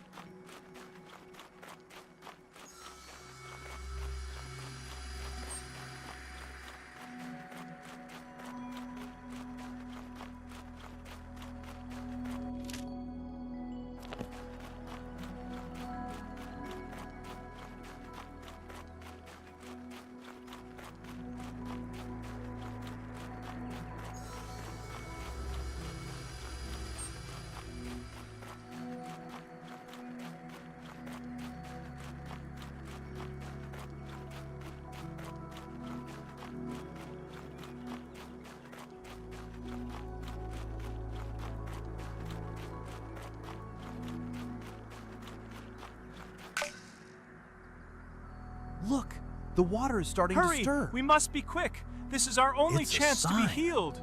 Whoever enters the stirred water first will be healed. The water always stirs. For me, nothing ever changes.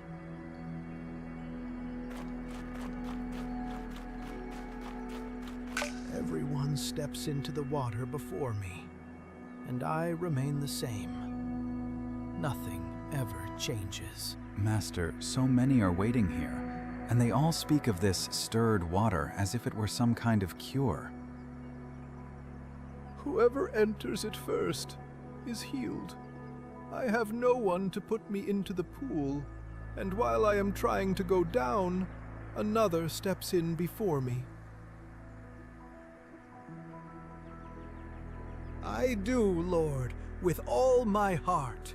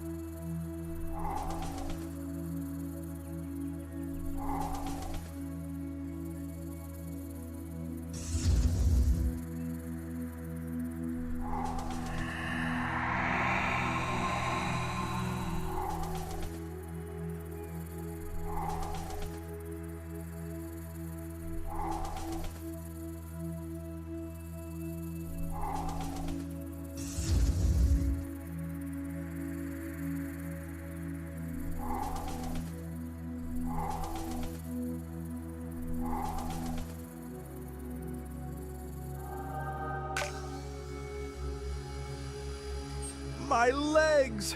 Thank you, Lord! This is true healing. What are you doing? It is the Sabbath. Why are you carrying your mat?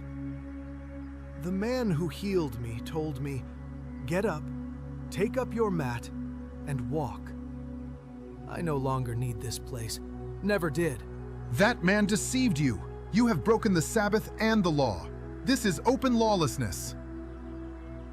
Lord, I do not understand why this priest is so offended. He does not see what has been done.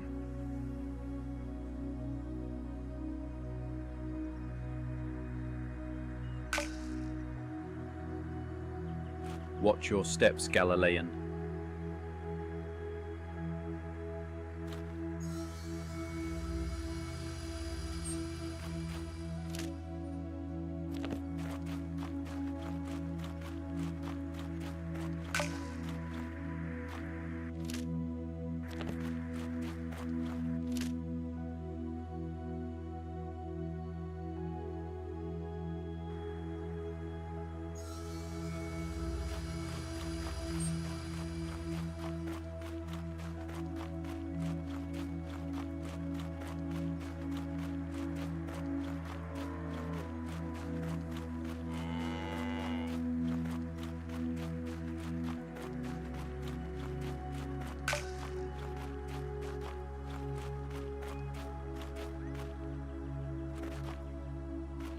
Master, I am glad that I can host you today in my house. Friends are already at the table.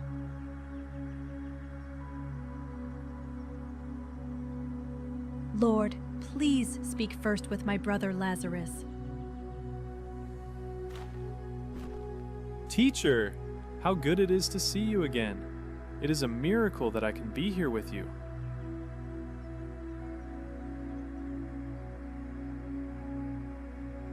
Lord, the house is prepared. May this supper be blessed. Lord, my heart is filled with gratitude. I saw how my brother returned to life because of you.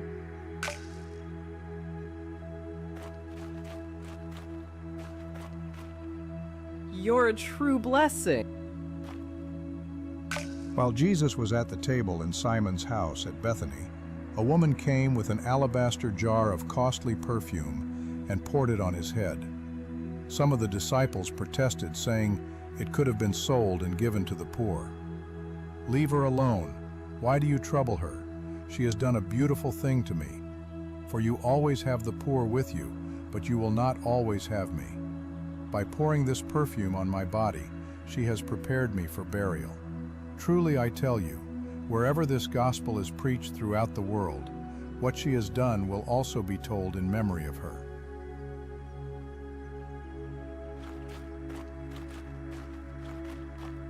Why has this woman wasted such expensive oil? Would it not have been better to sell it and give to the poor?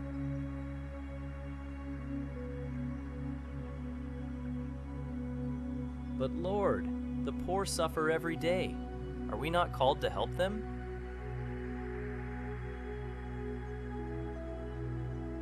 I cannot accept this, Master.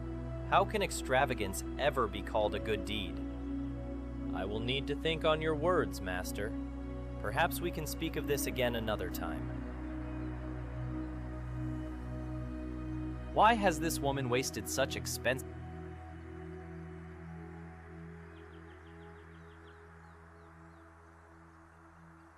I will need to think on your words, Master. Why has this woman wasted?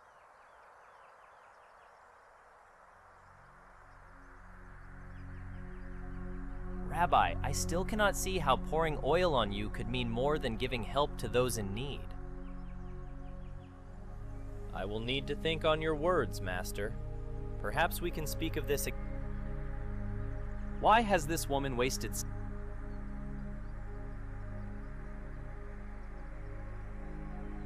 But Lord, the poor suffer every day.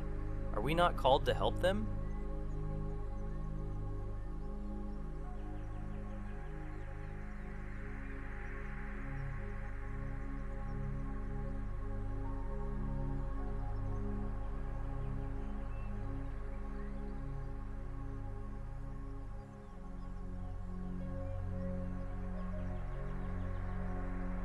I will need to think on your word.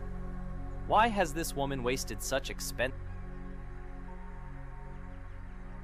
But Lord,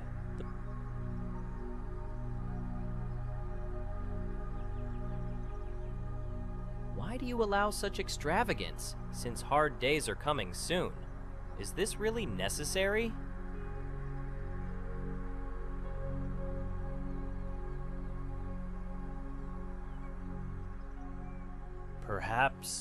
Perhaps you are right, teacher. Still, my heart struggles to understand why this must be so. The supper in Simon's house lasted late into the night. At dawn they set out toward Bethpage. There Jesus told 2 of his disciples, "Go into the village ahead of you, and at once you will find a donkey tied there, with her colt beside her. Untie them and bring them to me. If anyone says anything to you, say that the Lord needs them, and he will send them right away."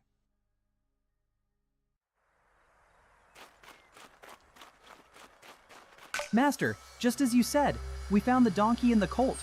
They are standing by the houses in the village. The owners asked why we were untying them, but when we said, "The Lord needs them," they let us take them.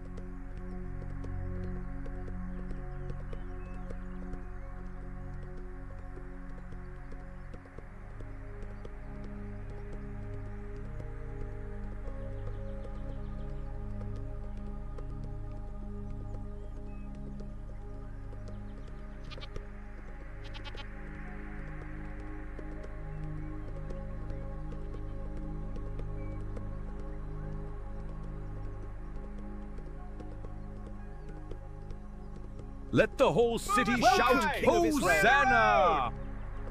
Hosanna! Let the whole Jesus, city heal shout, the sick! Hosanna! The next day, the great crowd that had come for the festival heard that Jesus was on his way to Jerusalem. They took palm branches and went out to meet him, shouting, "Hosanna! Blessed is he who comes in the name of the Lord! Blessed is the King of Israel!" Jesus found a young donkey and sat on it, as it is written, "Do not be afraid, daughter Zion. See, your king is coming, seated on a donkey's colt." At first, his disciples did not understand all this. Only after Jesus was glorified did they realize that these things had been written about him and that these things had been done to him. Now the crowd that was with him when he called Lazarus from the tomb and raised him from the dead continued to spread the word. Many people, because they had heard that he had performed this sign, went out to meet him. So the Pharisees said to one another, "See, this is getting us nowhere. Look how the whole world has gone after him."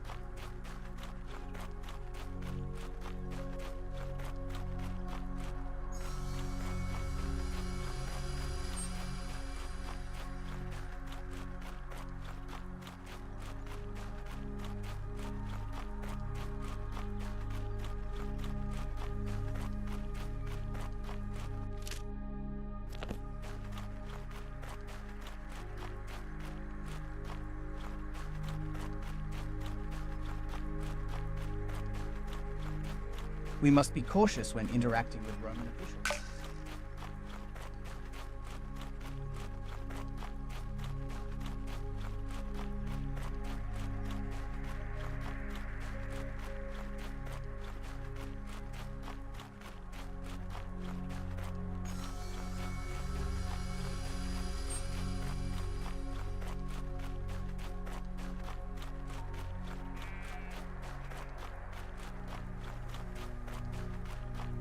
Master, the temple has been desecrated again. They are selling and bargaining there as if it were just a marketplace.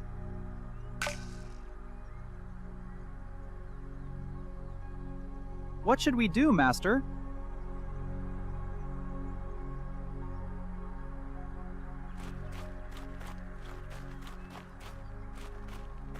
This place has become a den of thieves! This place has become a den of... Let's hope we can buy something. The whole courtyard is in chaos! Our animals are everywhere! Someone stop that madman! He's destroying the tables!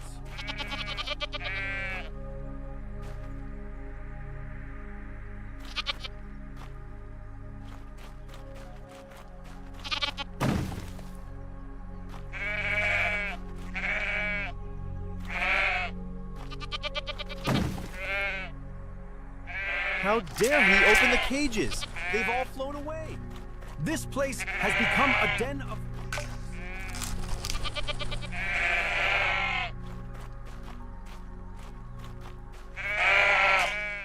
In the courts of the temple, panic broke out.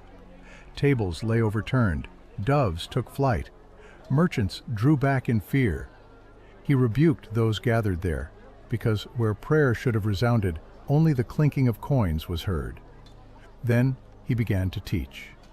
He taught that outward things are not enough if a man's heart is far from God. Honor given with the lips means nothing if justice has been abandoned. Man must return to God with truth, humility, and reverence. And the people listened to him. And those who held authority over the temple began to see him as a threat. For on that day, not only were tables overturned, on that day, the corruption hidden beneath the cloak of religion was judged.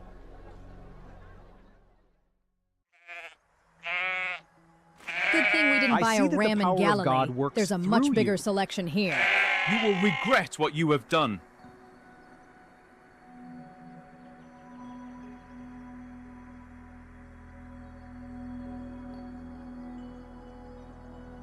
We will not forget this. Watch your steps, Galilean. The temple should be a house of...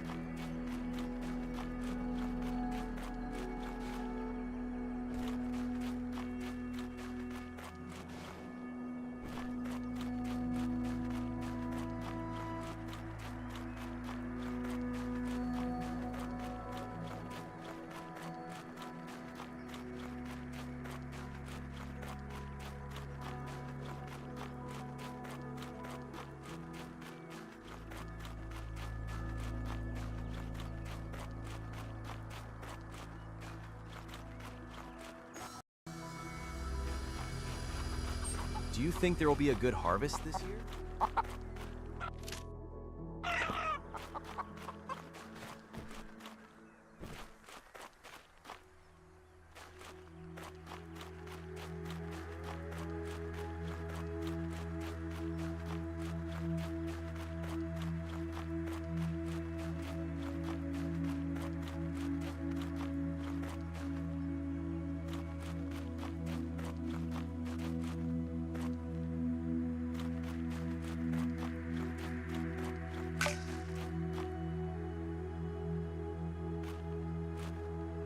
Welcome, Master! You can't imagine how glad we are to see you. Indeed, Master. Everything looks perfect, almost as if someone knew exactly what we needed. It's a sign that he foresaw everything. If only the people knew that he is the true King of Israel, they would rise against Rome tonight. Simon, this is not a time for battle. It's a feast, not a revolt. Master, can we help you somehow? What is the bowl and the water for?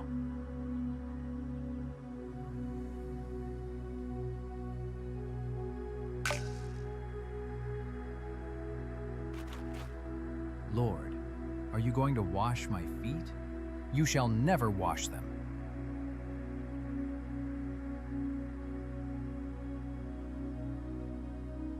Then, Lord, not only my feet, but also my hands and my head.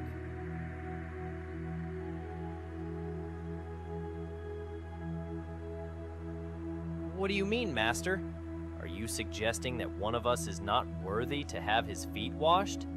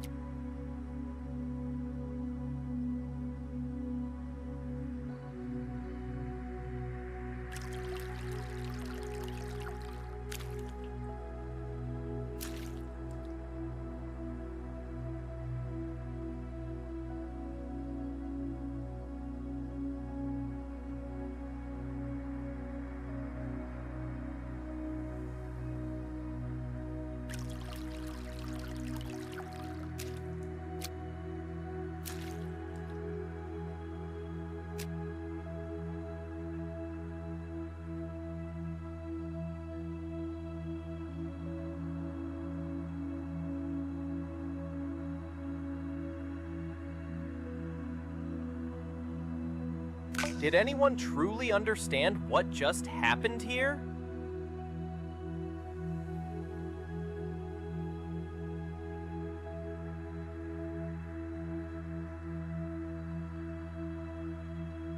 Lord? Is it I? None of us would ever do such a thing. Right? Ask him, John. Who does he mean? Lord, who is it? No, I won't listen to this any longer. I'm going out. I need air. What just happened? Where did he go? Maybe he went to get something for the feast.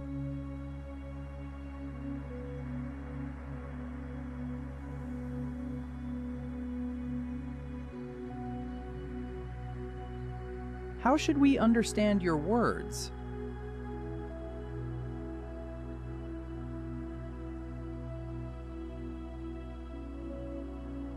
Jesus took bread, lifted it, and gave thanks, saying, "Take and eat. This is my body, which is given to you." He is giving himself Then he broke the bread to us. and began to give it to each of the apostles. This is the covenant. In their eyes, the new covenant there was spoken reverence of by the and prophets. a quiet lack of understanding. But I feel it is holy. This is his way to remain with us forever. The Master Yes? truly speaks of himself, of his own Yes? body. It is love. He gives himself to us out of love. I am not worthy, and yet you give it to me. As Moses gave manna, so he gave the bread from But heaven. how can we comprehend this? How can we eat him? This is more than a ritual of Passover. But how can we comprehend this? How can we eat him? He is giving himself to us. I am not worthy, Lord, and yet you give it to me. This is his way to remain with us forever. Not the sword, nor power. This is the his Master victory. truly speaks of himself, of his own body. This is more than a ritual of Passover. It is love. He gives himself to us out of love. I don't understand it all, but I feel it is holy. This is the covenant. The new covenant spoke. On the first day of the festival of unleavened bread, the disciples came to Jesus and asked, "Where do you want us to make preparations for you to eat the Passover?" He replied, "Go into the city to a certain man and tell him, 'The teacher says, my appointed time is near. I am going to celebrate the Passover with my disciples at your house.'" So the disciples did as Jesus had directed them and prepared the Passover. When evening came, Jesus was reclining at the table with the 12. And while they were eating, he said, "Truly, I tell you, one of you will betray me." They were very sad and began to say to him one after the other, "Surely you don't mean me, Lord."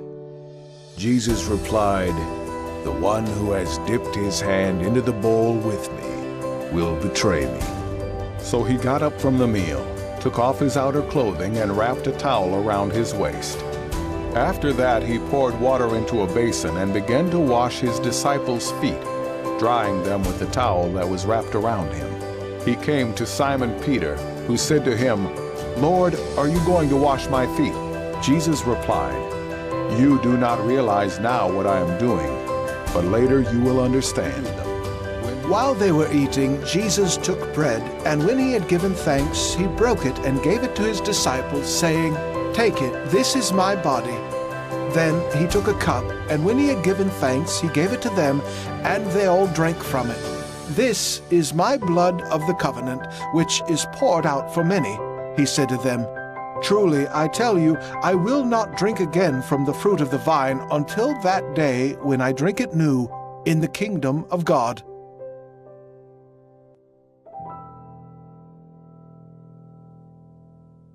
Master, I see you looking at me more intently than at the others.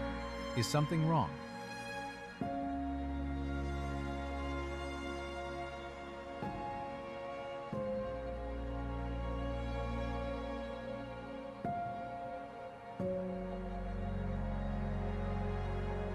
Lord, with you I am ready to go to prison and to death.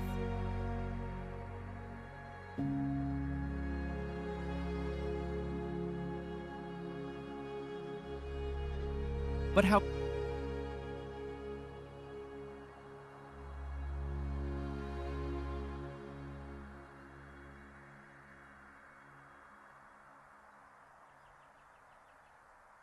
When the supper was ending, Jesus prayed to his Father with great love.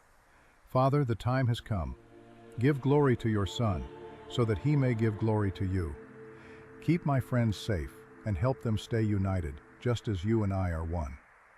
I'm not only praying for them, but also for everyone who will believe in me because of their words. I want them all to be with me and see my glory." It was a prayer full of love, for his friends and for everyone who would one day believe in him. I want them all to be with me. But how is this, Master? You are leaving us? You are leaving us all alone?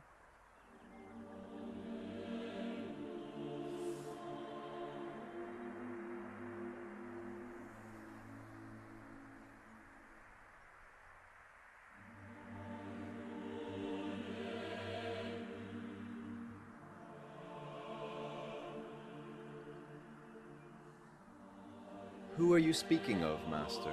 There is no one besides you. Without you, we cannot manage.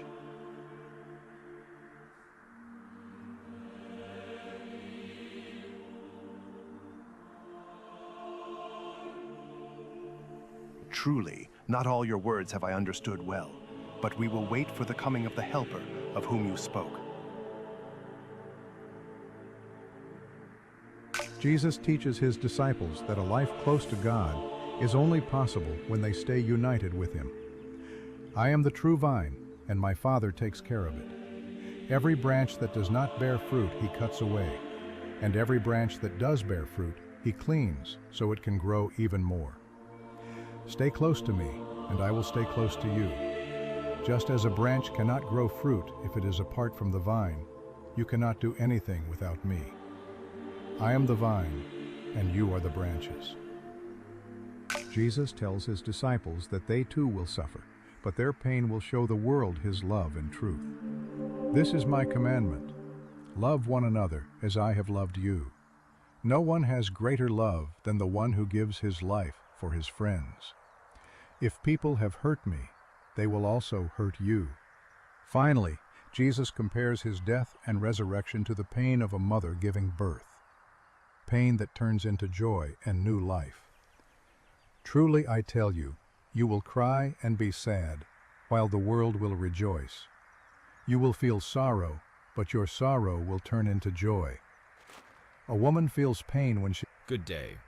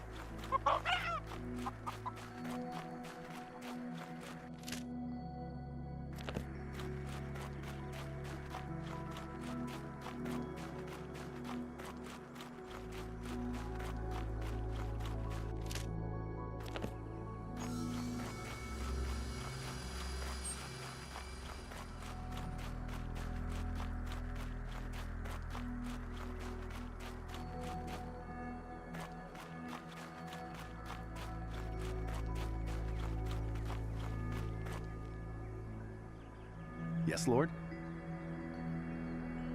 Yes?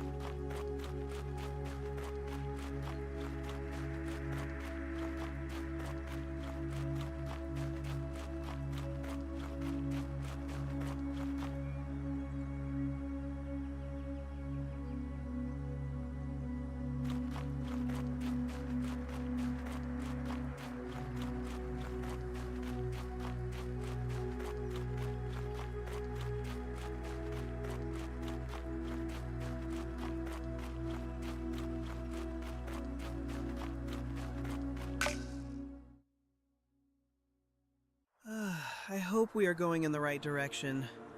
Don't complain. Over there, on the left, you can see the olive trees that grow only on this part of the slope.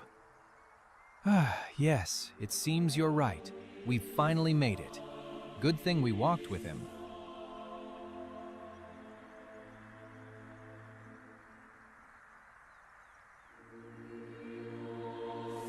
Master, is it still far?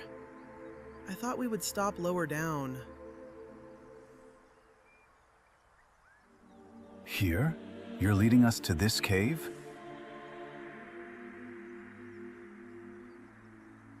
Looks like a place that has offered shelter often. You can even... That's good.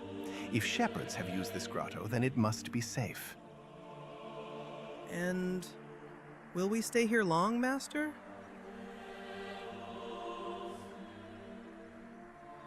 It's cooler inside than outside. It's a good place.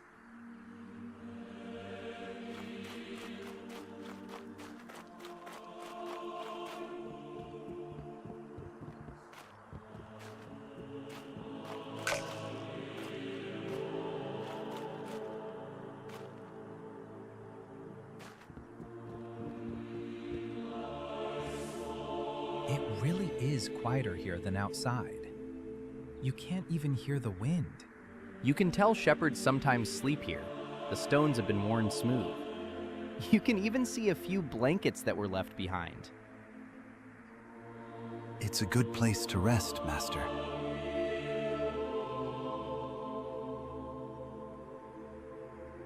Master, will you rest as well? We've walked all the way from the city without a break.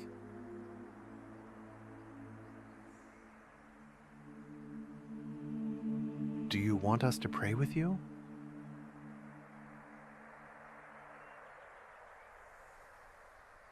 Yes, Master? We're coming with you.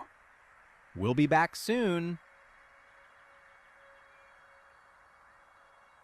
May the Master have strength, whatever awaits him. We'll keep watch here. He knows what he's doing.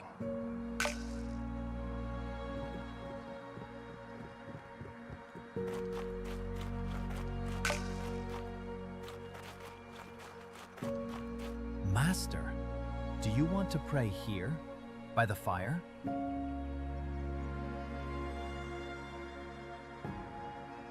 Is everything all right, Lord?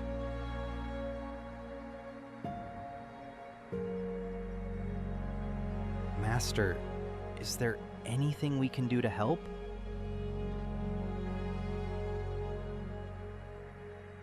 All right, Master. We will keep watch. I promise I won't close my eyes.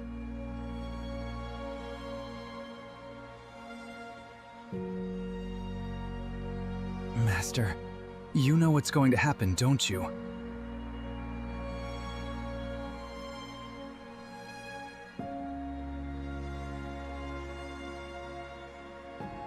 Is that why you want us to keep watch?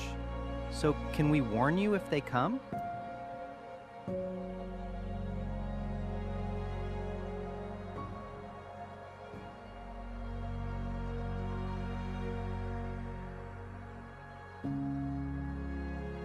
Go, Lord.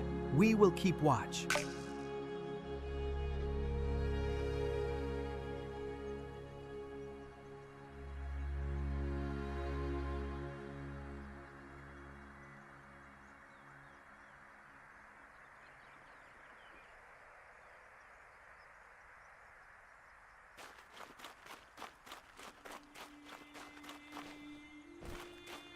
Jesus walked away from his disciples, deeper into the garden, where the olive trees grew denser and the moonlight barely pierced through their leaves. When he was about a stone's throw away from Peter, James, and John, he fell to his knees, and then to his face. There, in solitude, in struggle, he began to pray.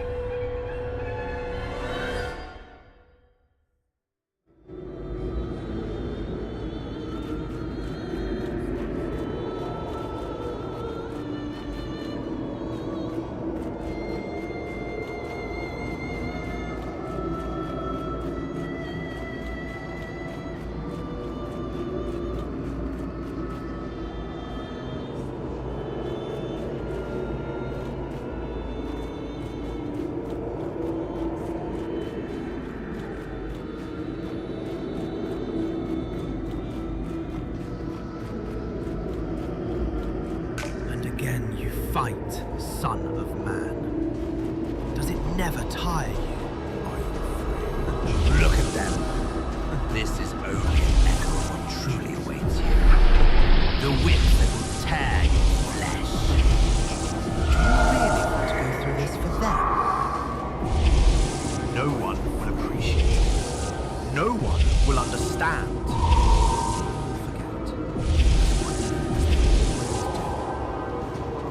One step back, and it's all over. One step. That's all. And yet you could have the kingdoms of the world, if only you wanted.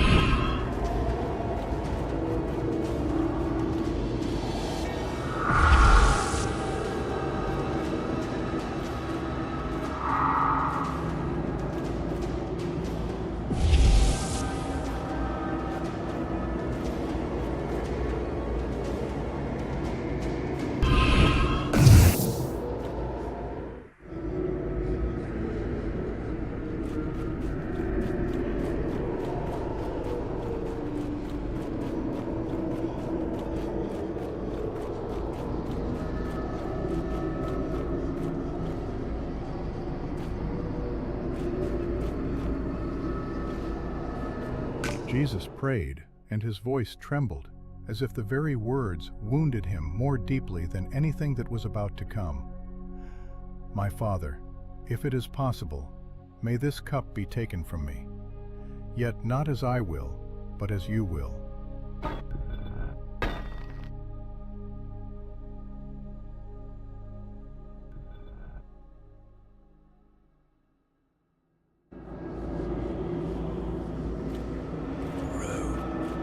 Power you cannot break with a single word. They will not yield. They will not step back.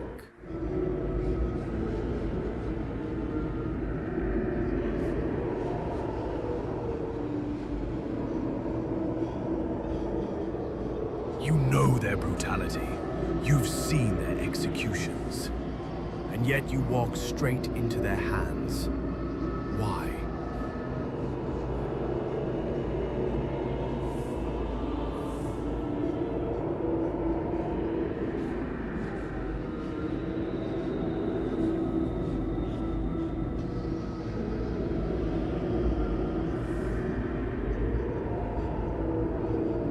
Straight ahead!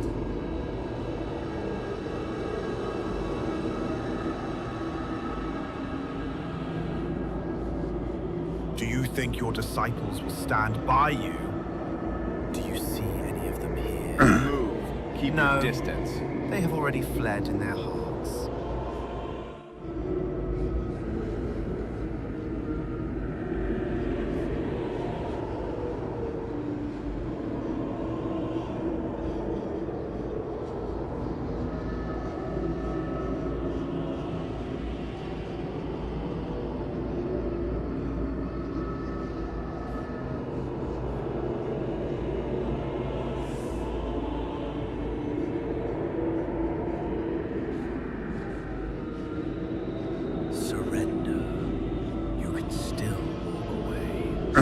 Away from me! You can still live.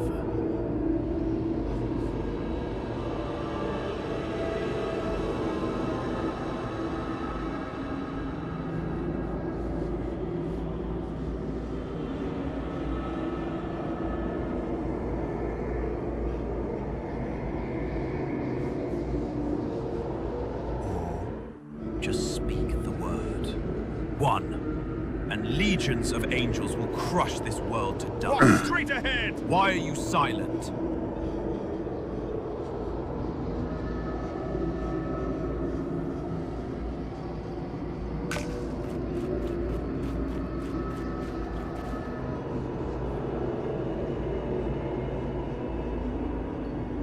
Jesus prayed a second time.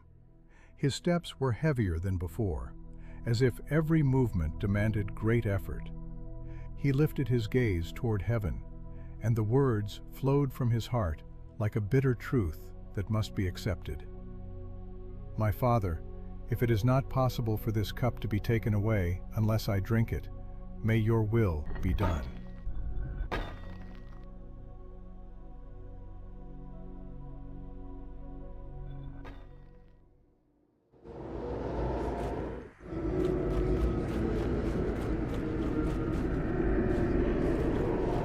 Do you see? This is how your end will look.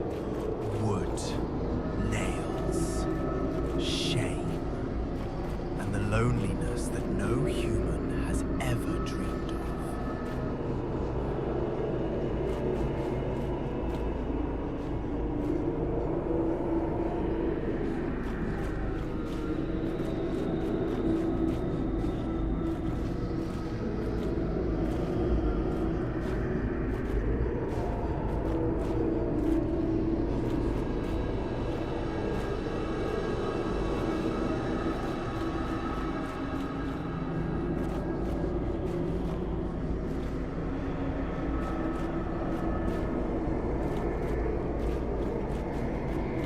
Does your father really condemn you to this?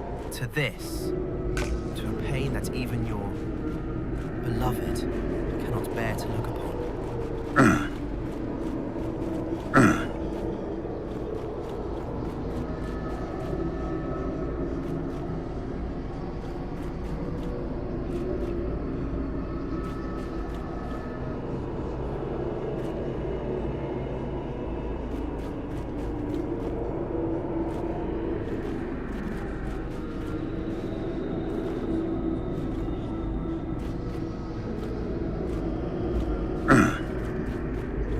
Do you want to save them?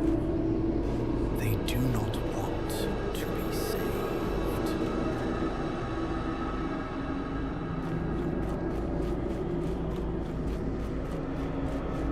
Think you can still withdraw. You can still step off this path. All it takes is not going further. No one will find you here. No one can force you.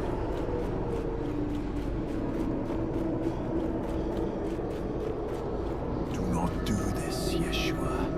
Not for this humanity. They are not worth it. Leave them. Leave. And come with me.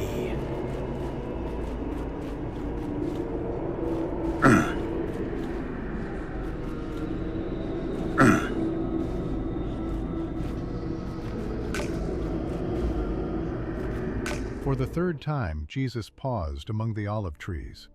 His face looked more exhausted, and his eyes were filled with tears. And yet, in his gaze, one could see a new strength, a certainty that the hour had come. My Father, if it is not possible for this cup to be taken away unless I drink it, may your will be done.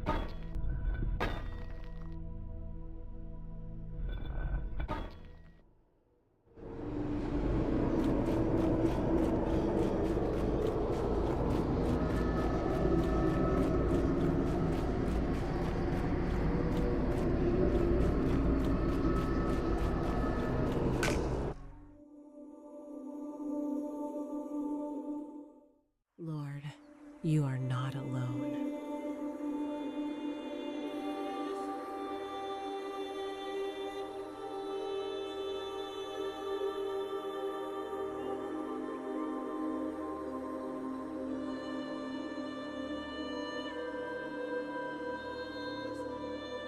You do not face this alone. Father sees your pain and knows every moment of this struggle.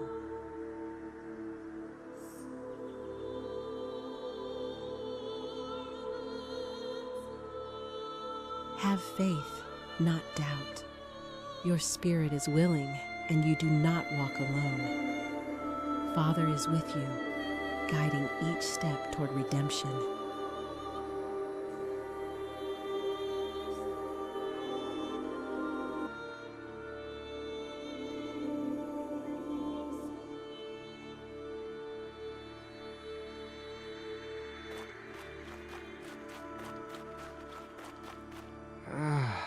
Did we really fall asleep?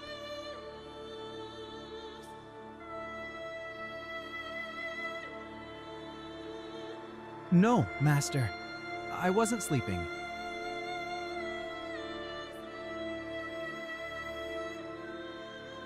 Lord, I did not mean to fall asleep. We suddenly became so tired.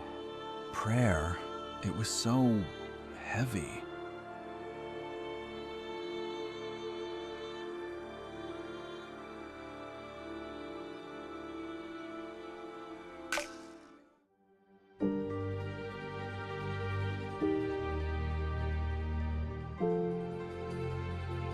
Then Jesus went with his disciples to a place called Gethsemane, and he said to them, "Sit here while I go over there and pray." He took Peter and the 2 sons of Zebedee along with him, and he began to be sorrowful and troubled. Then he said to them, "My soul is overwhelmed with sorrow to the point of death. Stay here and keep watch with me."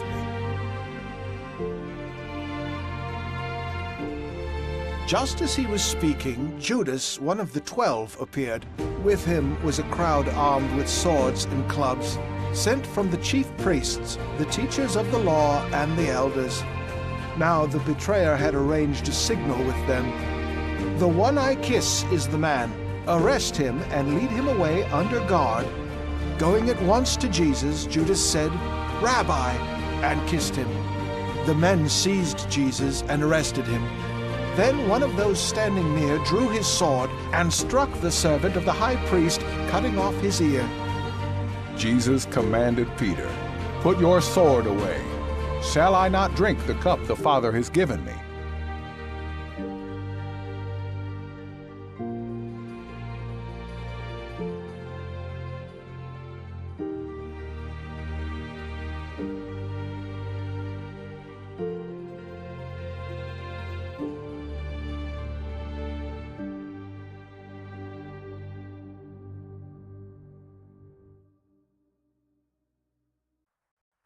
Judas had come with a band of soldiers and temple officers, carrying lanterns, torches, and weapons.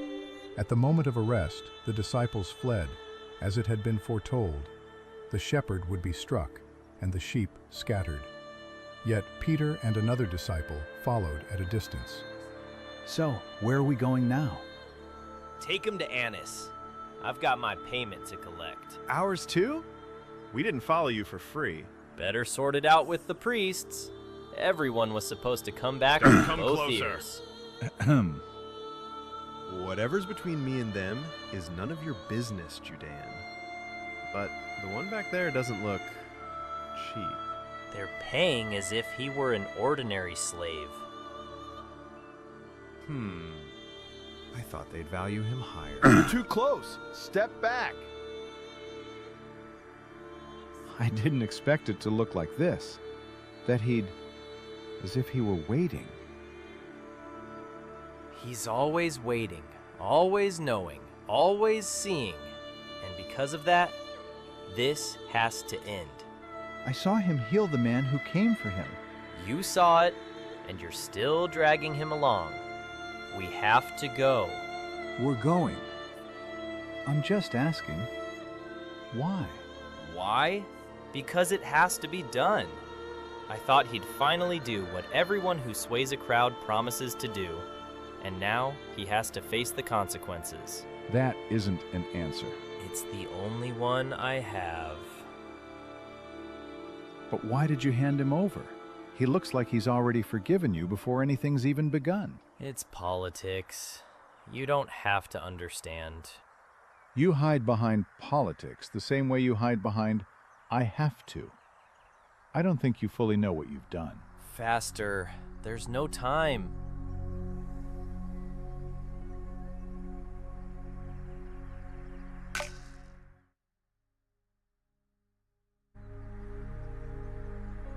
It was night, deep night, after the supper during the Passover feast. Jerusalem was crowded with pilgrims, and in many houses, prayers and remembrance of the Exodus still lingered in the air. From the Garden of Gethsemane, near the Mount of Olives, Jesus of Nazareth was led away, bound.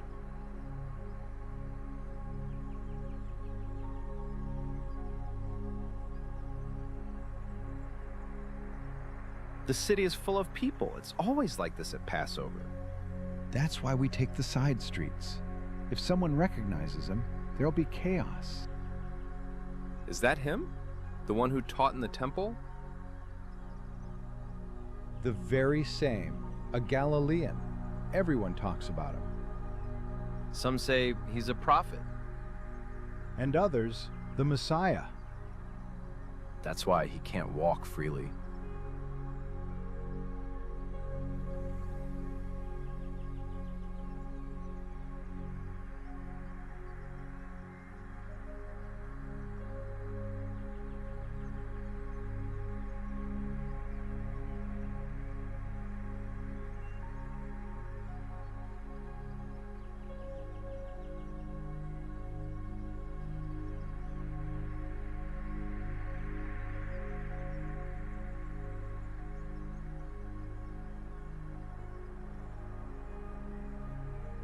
This man you are leading, is that Jesus? Step aside and stay out of our business, or we'll take you along the same way.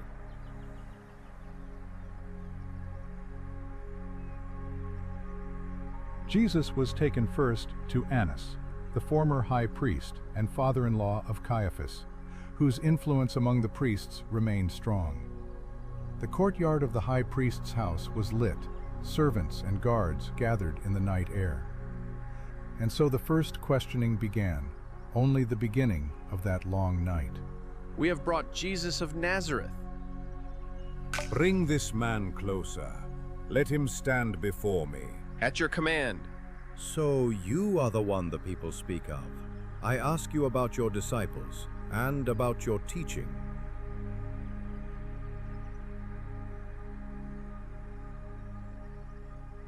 Yet crowds followed him. He spoke words that moved ordinary people. Then speak here. Say what you taught.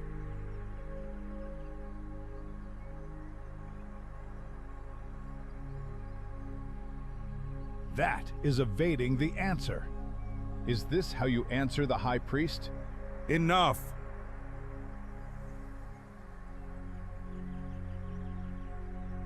He does not answer as a guilty man. No decision will be made here. His case is too serious. Bind him and send him to Caiaphas. Did you hear the high priest? Let's move. To Caiaphas, quickly, before anyone notices.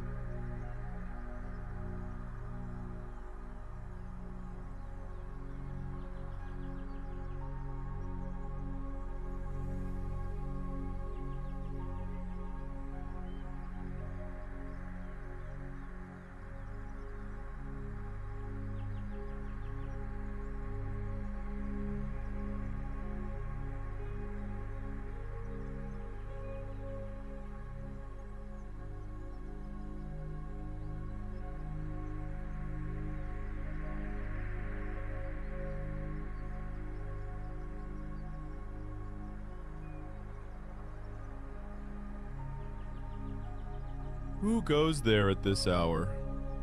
Why in such haste? It is Jesus of Nazareth, brought from high priest. Much has been said of his teaching. Did he truly draw such a crowd?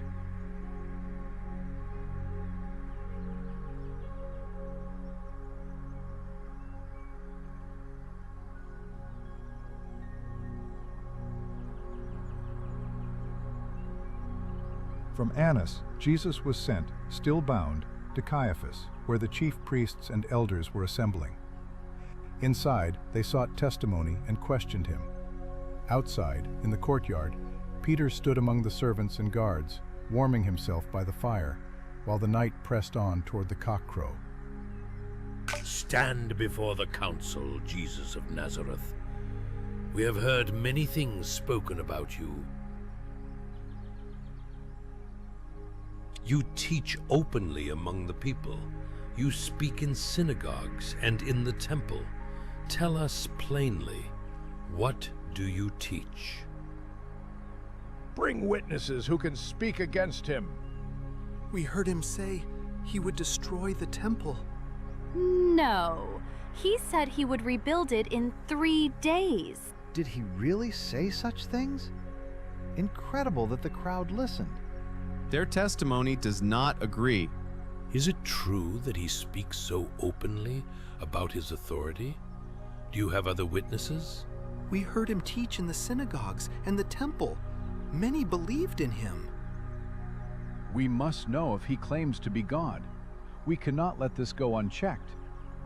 I swear before God we will now hear the truth. Are you the Messiah, the Son of God? Blasphemy! Why do we still need witnesses? You all heard his words. He places himself beside the Most High. You have heard it yourselves. He has spoken against heaven.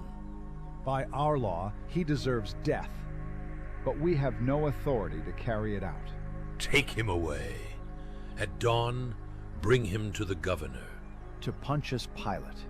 Keep him bound. Wait. I reckon. Let him be punished! I saw you with the one seized. You are Let him with this suffer Jesus for of his Nazareth, lies. aren't No, you? it's not true. I do not know this man. Surely you were with him in the Get garden. out of our town! Isn't he your master? No, I was not. I don't know what you're talking about. Yes, now I recognize him too. You were with the seized one. No, Tell the truth. I do not know this man. Throw at him!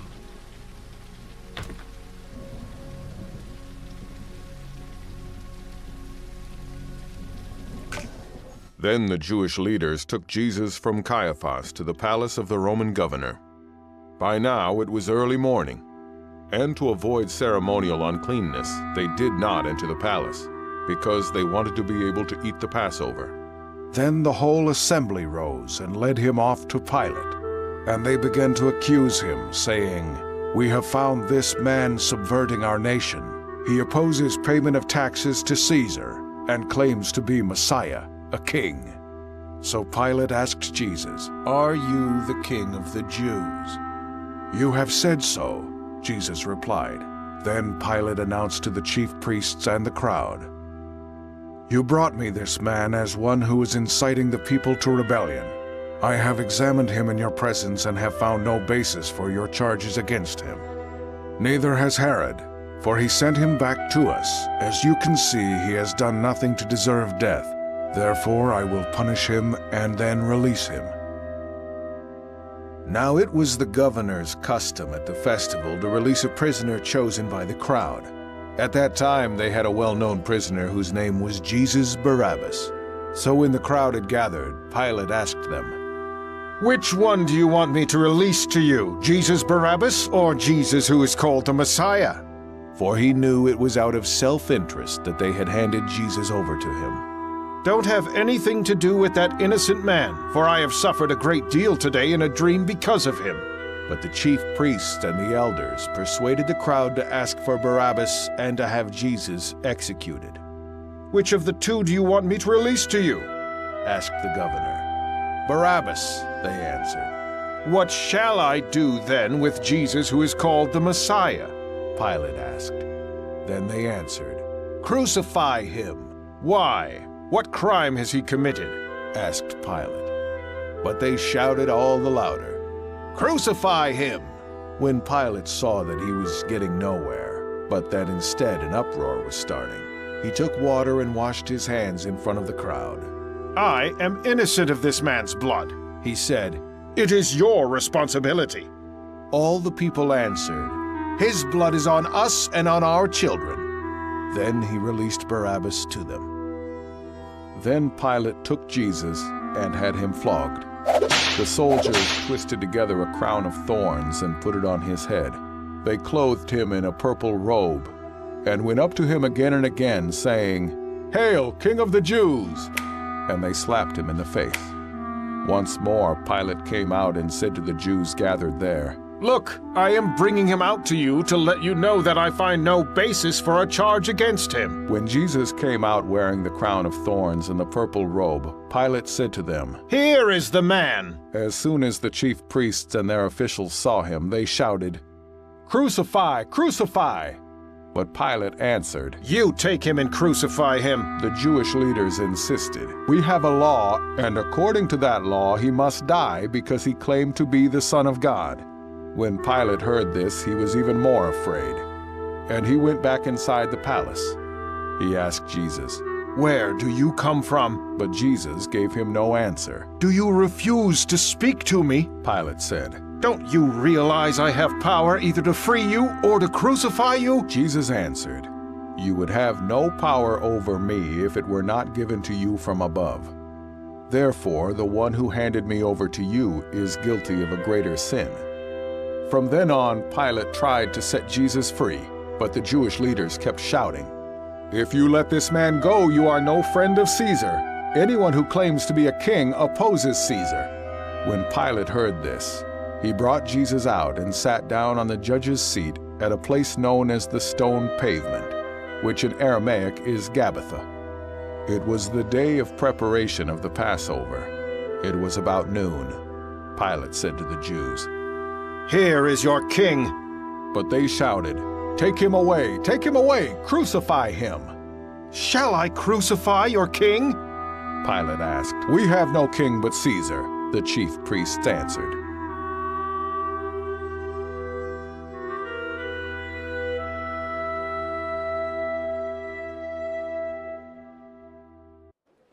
Bring the cross and put it on him. Heavy?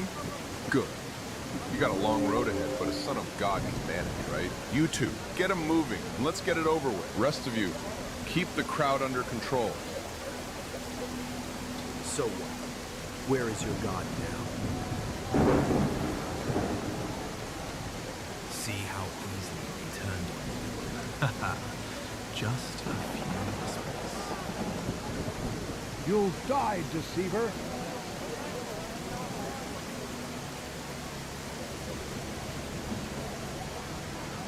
And you dare call yourself a prophet?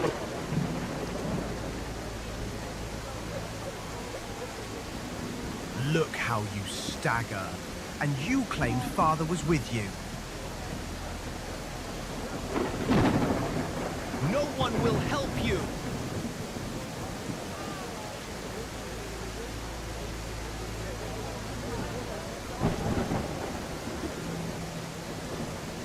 Can't you even save yourself? That's how false prophets act. March! Faster! Straight ahead! You wanted so badly to save them. And they cheer when you stumble.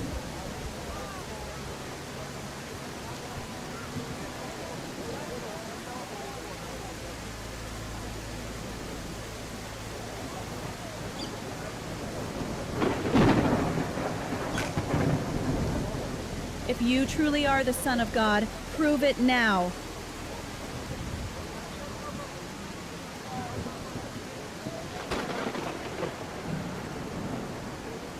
He saved others, but he can't save himself. This isn't the path of a king, Jesus. It's the path of a defeated man. Where are your miracles now, prophet of Galilee?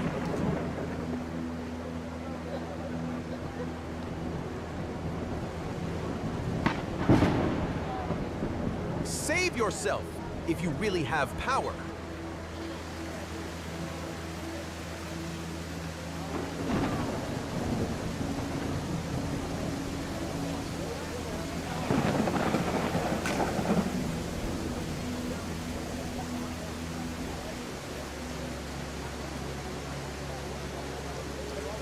Here, son.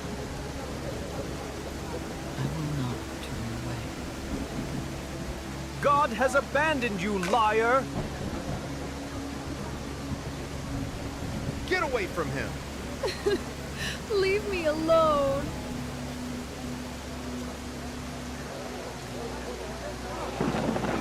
Stone him! You are a false prophet. He is no Messiah. See? Their faith was fragile. So fragile, a single accusation shattered it. Blasphemer! He's a liar, not a prophet. Away with him!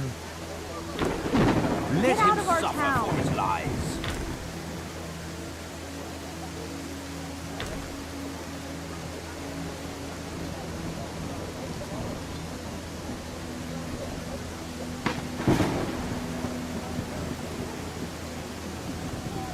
Let him be punished!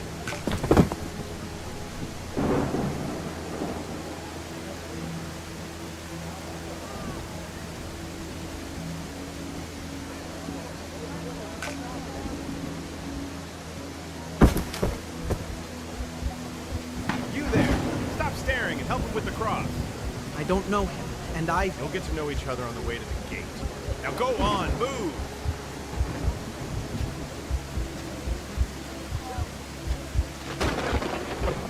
I just want to get to the other side. The faster you help, the faster you'll get there.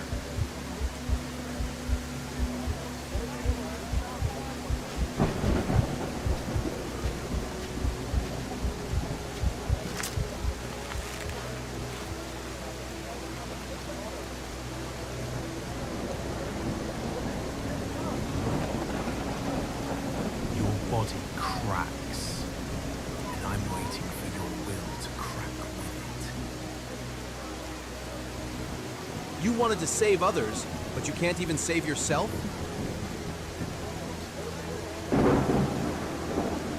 This is your end, Nazarene.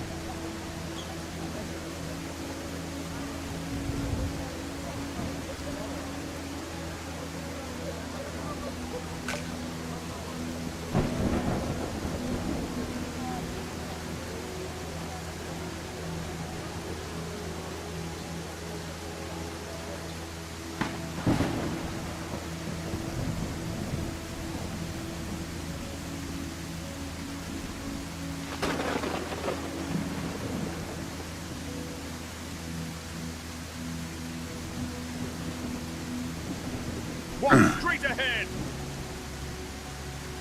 Look at their faces, Rabbi. So much anger. Are they really worth this?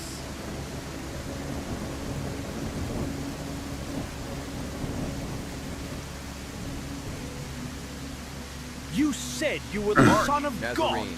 Mark! So where is he now to help you?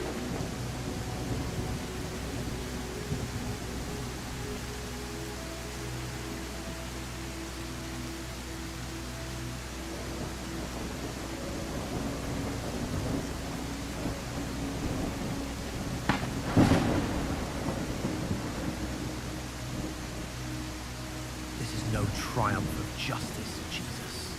Just a crowd craving someone to blame.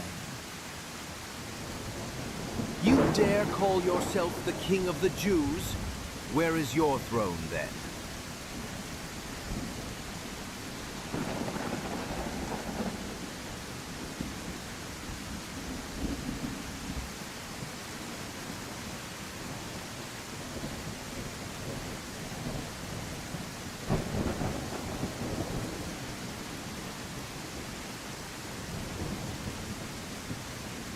This is no sacrifice. This is defeat. Your defeat.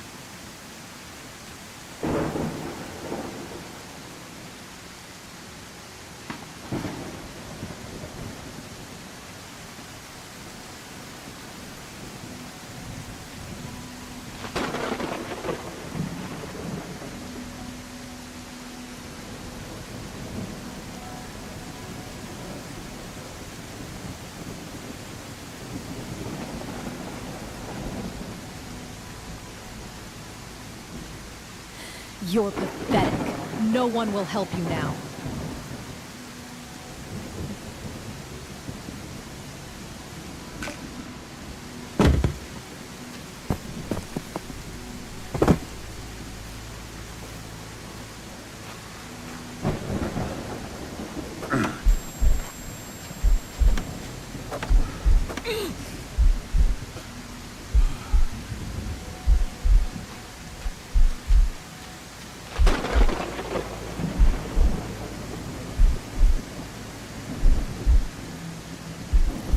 Pull harder. Just a little more. Good.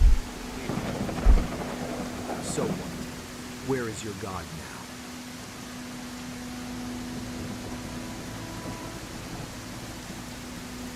No one will help you! This is your end, Nazarene!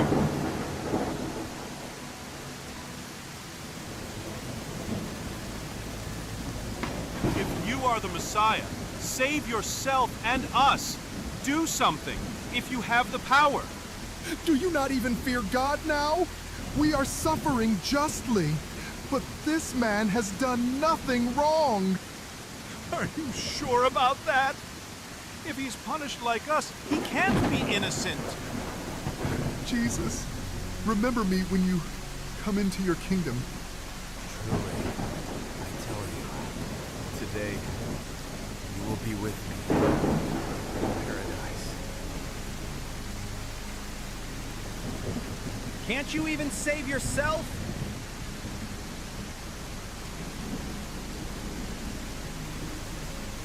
Woman, behold your son. John, behold your mother.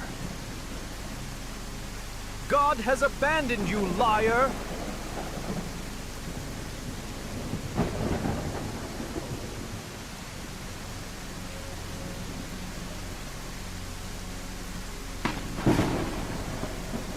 It's too early for If you free yourself now, we'll believe in you.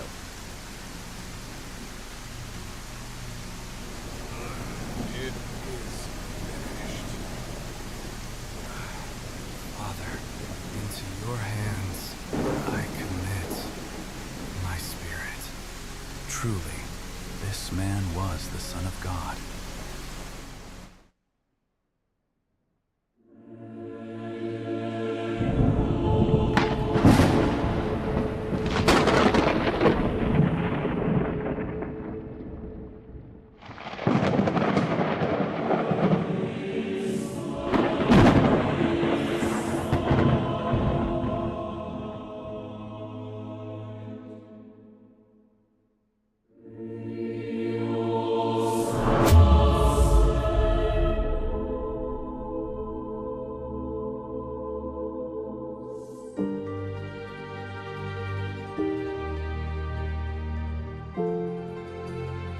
After the Sabbath, at dawn on the first day of the week, Mary Magdalene and the other Mary went to look at the tomb. There was a violent earthquake, for an angel of the Lord came down from heaven and, going to the tomb, rolled back the stone and sat on it. His appearance was like lightning, and his clothes were white as snow. The guards were so afraid of him that they shook and became like dead men. The angel said to the women, "Do not be afraid, for I know that you are looking for Jesus, who was crucified. He is not here. He has risen, just as he said. Come and see the place where he lay. Then go quickly and tell his disciples, he has risen from the dead and is going ahead of you into Galilee. There you will see him." When he had led them out to the vicinity of Bethany, he lifted up his hands and blessed them. While he was blessing them, he left them and was taken up into heaven. Then they worshipped him and returned to Jerusalem with great joy. And they stayed continually at the temple, praising God. Give me a sign, something that shines. Take me out of space and time. It's more than a dream. Now I'm the wind. Feel it around me. Now I'm in.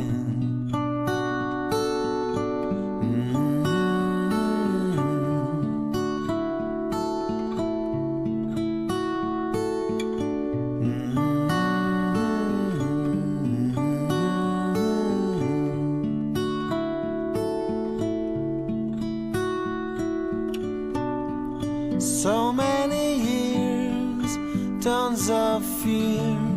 No wonder I trembled and let on. on my knees. I tried to survive, now I'm alive. Oh, I can feel the sun in my eyes. Yes, I'm weightless.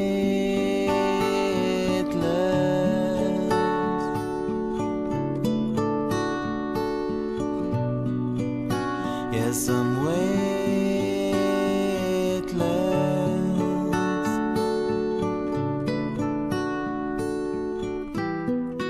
Come on outside, let us dance with the stars.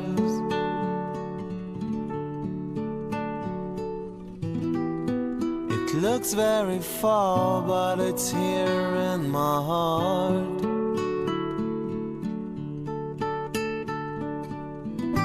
Come on, don't leave me, we're not very far.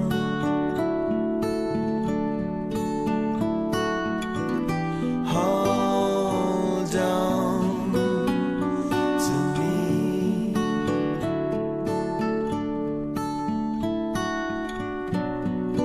Give us a sign, something that shines.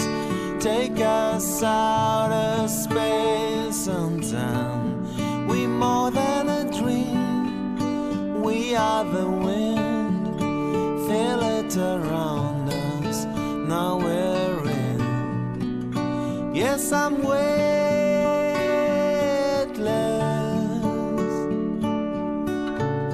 Above my pain.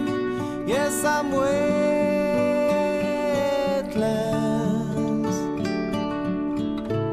I can love you again.